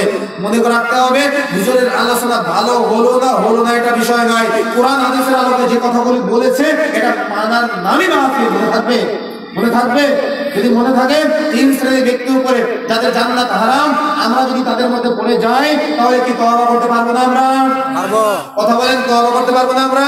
মুরব্বি হয়েছি, কষ্ট পাবেন যদি তিন শ্রেণীর ব্যক্তির মধ্যে পড়ে যান। মুরব্বিরা কষ্ট পাবেন আপনারা? যুবক ভাইরা কষ্ট পাবেন আপনারা? যদি কষ্ট না পাই, তাহলে আমি বলতে পারি কি কথাটা? তিন শ্রেণীর ব্যক্তি করে আল্লাহ রাসূল জান্নাতই হারাম করে দিয়েছেন। কষ্ট পেলে লাভ কি? কষ্ট পেলে আপনি কষ্ট পাবেন, আপনার জান্নাত হারাম হয়ে যাবে, আমার কোনো কিছু হবে না। কারণ আপনি যদি আজকে এই তিন শ্রেণীর ব্যক্তির মধ্যে পড়ে যান, যদি আজকে তওবা করতে পারেন, আল্লাহ রাসূল সাল্লাল্লাহু আলাইহি ওয়াসাল্লাম আপনাকে খুশি করার জন্য বলেছেন, আপনি এতদিন যে পাপগুলো করেছেন, ভুলগুলো করেছেন, আজকে তওবা করার সাথে সাথে সব পাপগুলো নেকিতে পরিবর্তন করে দেওয়া হবে। সুবহানাল্লাহ। অফার আগেই দিয়েছি, মনে আছে আপনাদের না ভুলে গিয়েছেন? অফার মনে আছে তো? মনে আছে? 3 শ্রেণীর ব্যক্তির মধ্যে পড়ে গেলে তওবা করতে পারবো না আমরা। আল্লাহ রাসূল সাল্লাল্লাহু আলাইহি ওয়াসাল্লাম বলেছেন 3 শ্রেণীর ব্যক্তির উপরে যাওয়া হারাম। মধ্যে এক মুদমিনুল খামরে, যে ব্যক্তি নেশাদার দ্রব্য পান করবে তার উপরে জান্নাত হারাম। মদখোর, জুয়াখোর, ফেন্সিডিলখোর, হেরোইনখোর, বিড়িখোর, সিগারেটখোর, গুলখোর, জর্দাখোর, তামাকখোর, এই অপবিত্র বস্তু আপনি যাই খান না কেন আপনার দেহ হারামে জর্জরিত হয়ে যাবে, এই দেহ জান্নাতে প্রবেশ করবে না। এই কথা বলার সাথে সাথে আপনার মনের মধ্যে একটা প্রশ্ন এসেছে, ইমাম সাহেবকে বলেছে জর্দা খাওয়া মাকরুহ। কি ভুল বললাম? আমি কি ভাই ভুল বললাম? ইমাম সাহেব কি বলেছে আমি বলে গেলাম। মাইকের আওয়াজ যতদূর পর্যন্ত যাচ্ছে, আপনার ইমাম সাহেবকে কালকে জিজ্ঞাসা করবেন, ইমাম সাহেব এই যে মাকরুহ শব্দটা বললেন, এই শব্দটা মাকরুহ শব্দটাই মাকরুহ এটা কোন পর্যায়ে কি জন্য হলো এদিকে আমি যাচ্ছি না। মাকরুহ যে শব্দটা আছে যেটার ভিত্তি নাই, সেটা আমল করে লাভ আছে। আপনি আপনার ইমাম সাহেবকে কালকে সকালে জিজ্ঞাসা করবেন, ইমাম সাহেব আপনি যে মাকরুহ শব্দটা বললেন, এই মাকরুহ শব্দটা কোরআনে আছে না হাদিসে আছে নাকি আপনি বানিয়ে বললেন? যেমন আমাদের সমাজে একটা দোয়া চাওয়া হয়, যদি বলা হয় আমার জন্য দোয়া করবেন, তখন আমরা কি বলি? ফি আমানিল্লাহ, তাই না? আমার তদন্তে ফি আমানিল্লাহ শব্দটা কোরআনেও নাই হাদিসেও নাই, এখন বললে দোয়া হবে না হবে না? আল্লাহ রাসূল শেখান নাই। আল্লাহ রাসূল শিখিয়েছেন যখন কোন ব্যক্তি দোয়া চাইবে, জাযাকাল্লাহ, বারাকাল্লাহ, হায়াকাল্লাহ, আস্তাগফিরুল্লাহ, দীনুকুম ওয়া খাওয়াতিমু আ'মালিকুম, এই দোয়া শিখিয়েছেন। আমি আপনি কি করছি? ফি আমানিল্লাহ বলছি, আমি বলে গেলাম, আমি বললাম, আপনি ইমাম সাহেব বলবেন আপনি ফি আমানিল্লাহ শব্দটা কোরআনে আছে না হাদিসে আছে না, কেন বানিয়ে বলবেন? যদিও শব্দটা সুন্দর, ফি আমানিল্লাহ এটা কোরআনেও নাই হাদিসেও নাই, এমনিতেই চলছে। ঠিক তেমনই এই বিষয়টাও মনে রাখতে হবে আমাদেরকে। কোন বিষয়টা বলছিলাম? মনে আছে আপনাদের? জর্দা খাওয়া কি? আমাদের ইমাম সাহেবরা বলে মাকরুহ। তো আপনি জিজ্ঞাসা করবেন যে ইমাম সাহেব মাকরুহ শব্দটা কোরআনে আছে হাদিসে আছে নাকি আপনি বানিয়ে বললেন? যদি কোরআনে না থাকে হাদিসে না থাকে তাহলে কেন বললেন? আপনি নিজের জন্য বললেন? যুবক ভাইদেরকে দৃষ্টি আকর্ষণ করে বলতে চাই, যুব সমাজকে বিড়ি, সিগারেট, গুল, তামাক, মদ, জোয়ার আড্ডাখানায় আজকে যুব সমাজ ধ্বংসের অতল গহ্বরে নিমজ্জিত হচ্ছে। মাইকের আওয়াজ যতদূর পর্যন্ত যাচ্ছে, সৎপথে সহযোগিতা করলে কি হয়? সৎপথে সহযোগিতা কি হয়? নেকি হয়। তো অসৎপথে সহযোগিতা করে কি হয়? পাপ হয়। তো মাইকের আওয়াজ যতগুলি দোকানদার ভাইয়ের কাছে পৌঁছাচ্ছে, আমরা 5 জন সিগারেট খেলাম আর আপনি সিগারেট সাপ্লাই করছেন, এই 5 জন মানুষের সিগারেট সাপ্লাই করার মাধ্যমে যত গুনাহে জারিয়ার সহযোগিতা করলে আমরা সিগারেট খেয়ে পাপ করলাম, এই পাপ কি আপনার হবে না? যারা মদ বিক্রয় করেন, জর্দা বিক্রয় করেন, গুল বিক্রয় করেন, যারা মদ বিক্রয়ের সাথে সম্পৃক্ত আছেন, ক্যাসিনোর সাথে সম্পৃক্ত আছেন, এগুলোর সাথে যারা সম্পৃক্ততা আছে, যাদের সামাজিক সাপোর্ট আছে, অর্থনৈতিক সাপোর্ট আছে, সবাই সামনে অপরাধী। আপনার মাধ্যমে এলাকার যত যুব সমাজ, যত মুরব্বী সমাজ বিড়ি, সিগারেট, গুল, তামাক, জর্দার নেশায় জর্জরিত হবে। আপনি তো একা পাপ করে তাদেরকে করাচ্ছেন না, সকল মানুষের পাপ আপনার আমলনামায় যুক্ত করা হবে। এই মুহূর্তে আলোচনা শ্রবণ করছেন, এতদিন ভুল হয়েছে, আজকে এই মুহূর্তে দোকান থেকে যতগুলি মদ রয়েছে, বিড়ি, সিগারেট, গুল, তামাক, জর্দা রয়েছে, এই মুহূর্তে ছুঁড়ে ফেলে দিতে হবে। আপনি হয়তো বলতে পারেন যে আজকে যেগুলো আছে এই বিড়িগুলো বিক্রয় করে নিই তারপরে ছেড়ে দিব না। আপনি ইমানদার নন, ইমানদার ব্যক্তি সেই যে ব্যক্তি যখন হাদিস শ্রবণ করেছে, লাভ না হয় লোকসান হোক আপনার, আল্লাহ বরকত দিবে ইনশাআল্লাহ। কিন্তু বিড়ি, সিগারেট, গুল, তামাক, জর্দা, মদ যা রয়েছে দোকান থেকে এই মুহূর্তে ছুঁড়ে ফেলে দিতে হবে। এটার নামই ঈমান, এটার নামই পূর্ণাঙ্গ মুমিন হওয়ার জন্য বিড়ি, সিগারেট, গুল, তামাক, জর্দা আজকে এই মুহূর্তে দোকান থেকে ছুঁড়ে ফেলে দিতে হবে। যতগুলো আছে আর পাপের পথে মানুষকে সহযোগিতা নয়। আজকে পিতার সামনে সন্তান সিগারেট ধরিয়ে খায়, সন্তানের সামনে পিতা সিগারেট ধরিয়ে খায়, পিতা সন্তানকে সিগারেট ক্রয় করতে দেয়, সন্তান পিতাকে সিগারেট ক্রয় করতে দেয়। কি নরসিংদীতে নাই মনে হয় নাকি? নরসিংদীতে আছে। পিতা সন্তানকে মদ ক্রয় করতে দেয়, সন্তানের সামনে পিতা ইয়াবার ব্যবসা করে, পিতার সামনে সন্তান ইয়াবার ব্যবসা করে।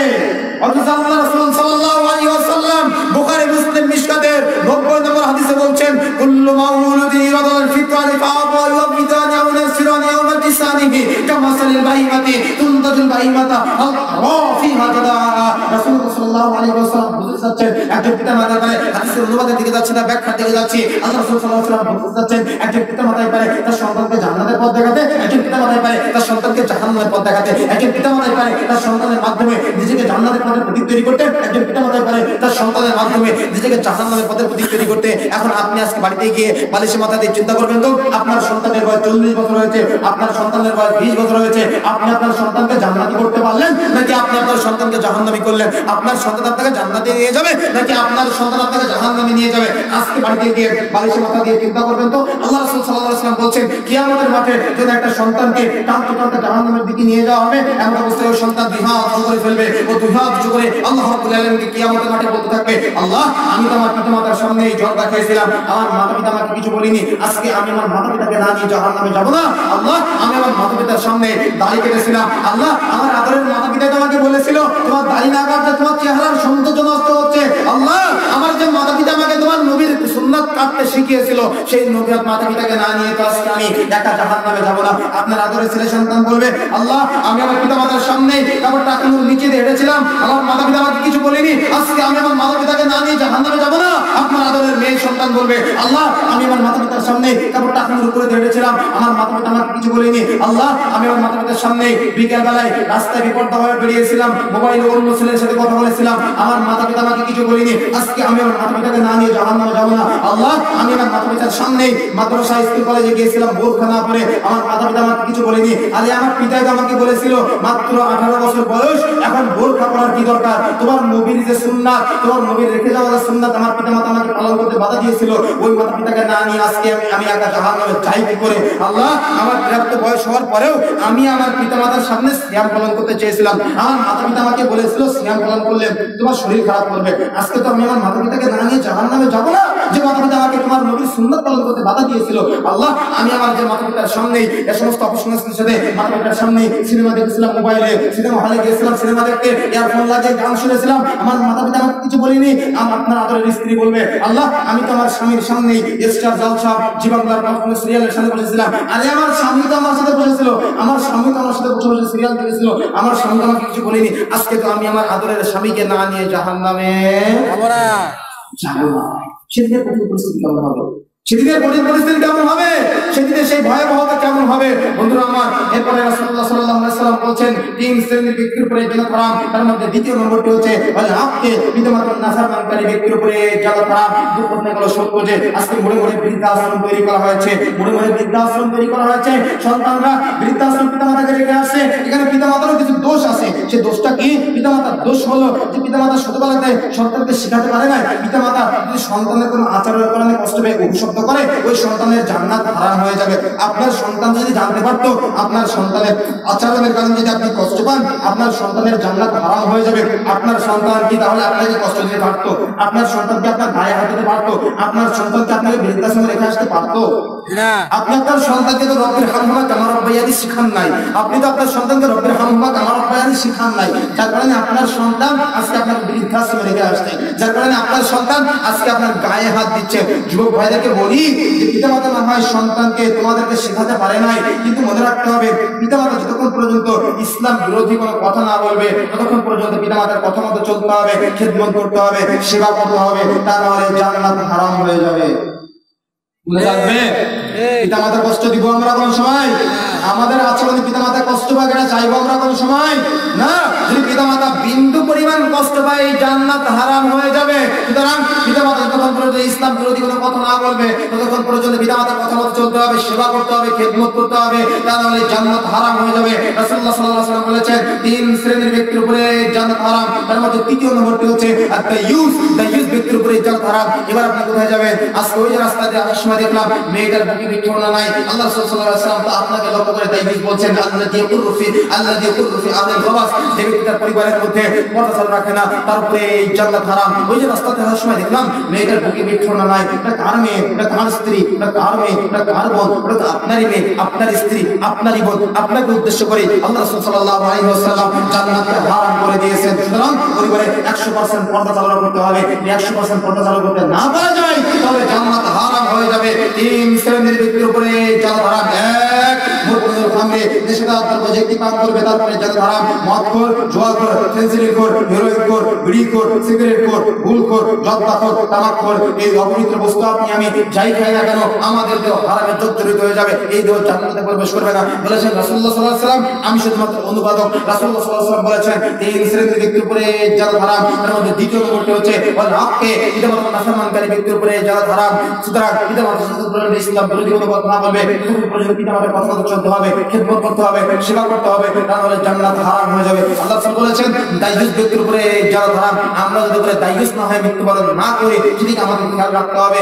পরিবারে 100% পর্দা রাখতে হবে। এটাই হলো আলোচনার সারসংক্ষেপ। বন্ধুরা আমার, আমি আলোচনার মধ্যে যেটা বোঝাতে চেয়েছি, রাসূলুল্লাহ সাল্লাল্লাহু আলাইহি ওয়াসাল্লামের আদর্শ, রাসূলুল্লাহ সাল্লাল্লাহু আলাইহি ওয়াসাল্লামের সুন্নাত আপনাকে আমাকে আবারও জাগিয়ে তোলার চেষ্টা করতে হবে। যদি এই ডুবে যাওয়া সুন্নাতগুলোকে উপড়ে তুলে তাহলে রাসূলুল্লাহ সাল্লাল্লাহু আলাইহি ওয়াসাল্লামের ভাষ্য অনুযায়ী এতদিন আমি আপনি এই ডুবে যাওয়া সুন্নাত উপড়ে তোলার মাধ্যমে যে নেকির কাজ করলাম, এর মাধ্যমে পিছনে যত পাপ অর্জন করেছি সব পাপগুলা নেকিতে পরিবর্তন করে দেওয়া হবে এবং আমাদের জন্য 75 শহীদের মর্যাদা দেওয়া হবে। সুবহানাল্লাহি ওয়া বিহামদিহি। আলোচনা আরো দীর্ঘ করা যেত, কিন্তু আমার আগামীকাল বাংলাদেশের শেষ প্রোগ্রাম। আমি আগামী 12 তারিখ থেকে জানুয়ারি 2 তারিখ পর্যন্ত ইন্ডিয়াতে আমার একটা প্রোগ্রাম আছে। এর জন্য অতিরিক্ত আলোচনা করলে বড় সমস্যা হয়ে যেতে পারে। আল্লাহ রাব্বুল আলামিন যেন অন্য কোনো সময় নিয়ে আসে, তাহলে বিস্তারিত আলোচনা করার অন্যদিন চেষ্টা করব ইনশাআল্লাহ। আমার তৌফিক ইল্লা বিল্লাহ। তবে আমি এটা বিশ্বাস করি যে আমাদের আজকে আলোচনাটা আমাদের জান্নাতের জন্য মাইলফলক হবে ইনশাআল্লাহ। কি আপনারা কি উপকৃত হয়েছেন না হন নাই? আমি কি কোরআন সিয়াসের বাইরে কোনো কথা বলেছি? বন্ধুরা আমার, দেখুন আমাদের এই মঞ্চগুলোকে আমাদেরকে দাওয়াতের মঞ্চ তৈরি করতে হবে কোরআন ও হাদিসের দাওয়াত দেওয়ার জন্য। তাই আসুন আমরা নিজেদের ব্যক্তিগত জীবন পরিবর্তন করি, সামাজিক জীবন পরিবর্তন করে আল্লাহ রাব্বুল আলামিনের নৈকট্য হাসিল করার আপ্রাণ চেষ্টা করি। আল্লাহ রাব্বুল আলামিন আমাদের সেই তৌফিক দান করুন, আল্লাহুম্মা আমিন। এই মাহফিলের আলোচনা থেকে, 1 ঘন্টার আলোচনা থেকে আমরা কি উপকৃত হয়েছি না হয় নাই? আল্লাহ রাব্বুল আলামিনকে কি আমার বিরুদ্ধে কিয়ামতের দিন বলতে পারবেন আপনারা? সেই পথ বন্ধ করে দিয়েছি না আমি? প্রত্যেকটা ইমাম সাহেবদেরকে এই পথ বন্ধ করে দিতে হবে। মাহফিলের মঞ্চগুলোকে কোরআন ও সহিহ সুন্নাহর আলোকে এই মঞ্চ তৈরি করার জন্য আপনাকে আমাকে ইন্সপায়ার করতে হবে। আসুন আমরা সকলের সমন্বিত প্রচেষ্টার মাধ্যমে, ব্যক্তি পরিবর্তনের মাধ্যমে সমাজ পরিবর্তন করার চেষ্টা করি। আমাকে আপনাকে ওই রাষ্ট্রের চেয়ার দখল করার জন্য মানুষ হত্যা করে ইসলাম প্রতিষ্ঠা করা, এটা ইসলাম সাপোর্ট করে না। রাসূলুল্লাহ সাল্লাল্লাহু আলাইহি ওয়াসাল্লামকে আবু জাহল বলেছিলেন, মুহাম্মদ সুন্দরী নারী চাও দিচ্ছি, ক্ষমতা চাও দিচ্ছি, টাকা পয়সা চাও দিচ্ছি। মুসা আলাইহিস সালাম যখন ফিরাউন মারা যায়, মুসা আলাইহিস সালামের ফিরাউনের সিংহাসন পড়েছিল না? পড়েছিল। মুসা আলাইহিস সালাম ফিরে গিয়েছিলেন ফিরাউনের সিংহাসনে। আবু জাহল যখন মুহাম্মদ সাল্লাল্লাহু আলাইহি ওয়াসাল্লাম অফার দিয়েছিলেন, আবু জাহলের অফারকে মুহাম্মদ সাল্লাল্লাহু আলাইহি ওয়াসাল্লাম গ্রহণ করেছিলেন না মদিনা চলে গিয়েছিলেন? তো আপনার কোনো চেয়ার পিছনে দৌড়াতে হবে? নিজে পরিবর্তন হন, নিজে সালাত আদায় করেন, নিজে সিয়াম পালন করেন, নিজে হজ করেন, নিজে দাড়ি রাখেন, নিজে জর্দা ছেড়ে নিজে ইবাদত করেন, নিজে আল্লাহর ভয় করেন। আপনার দেখা দেখি আরো 5 জন পরিবর্তন হবে, আরো 5 জনের মাধ্যমে একটা গ্রাম পরিবর্তন হবে, একটা গ্রাম পরিবর্তনের মাধ্যমে একটা মহল্লা পরিবর্তন হবে। এটাই মানহাজ। এই মানহাজ বুঝে আমাদেরকে আমল করার আপ্রাণ চেষ্টা করতে হবে। এই এলাকার যত মানুষ ইন্তেকাল করেছে আল্লাহ রাব্বুল আলামিন সবাইকে জান্নাতুল ফিরদাউস দান করুন, আল্লাহুম্মা আমিন। এবং আদম আলাইহিস সালাম থেকে শুরু করে এ যাবৎকাল পর্যন্ত যত ঈমানদার মুমিন মুমিনা মারা গিয়েছেন আল্লাহ রাব্বুল আলামিন তাদের সকলের কবরকে জান্নাতের ওসিলা হিসেবে, জান্নাতের বাগান হিসেবে কবুল করুন, আল্লাহুম্মা আমিন। আমরা যারা ইলম অর্জন করার জন্য চেষ্টা করছি আল্লাহ রাব্বুল আলামিন আমাদেরকে ইলম অর্জনে আমাদেরকে তৌফিক দান করুন, আল্লাহুম্মা আমিন। এবং আমাদের মাঝে অসুস্থ আছে আল্লাহ রাব্বুল আলামিন আমাদেরকে সুস্থতা দান করুন, আল্লাহুম্মা আমিন। এবং আমাদের মধ্যে যারা আমরা ঋণগ্রস্ত আছি আল্লাহ রাব্বুল আলামিন আমাদের ঋণ থেকে মুক্ত করে সমাজের স্বাধীন মানুষের মতো করে ঈমানদার হয়ে চলাফেরা করার তৌফিক দান করুন, আল্লাহুম্মা আমিন। আমরা সকলেই মৃতদের জন্য দোয়া করব। আল্লাহুম্মা গফির লিহাইয়িনা ওয়া মাইয়িতিনা ওয়া শাহিদিনা ওয়া গায়বিনা ওয়া সাগীরিনা ওয়া কাবীরিনা।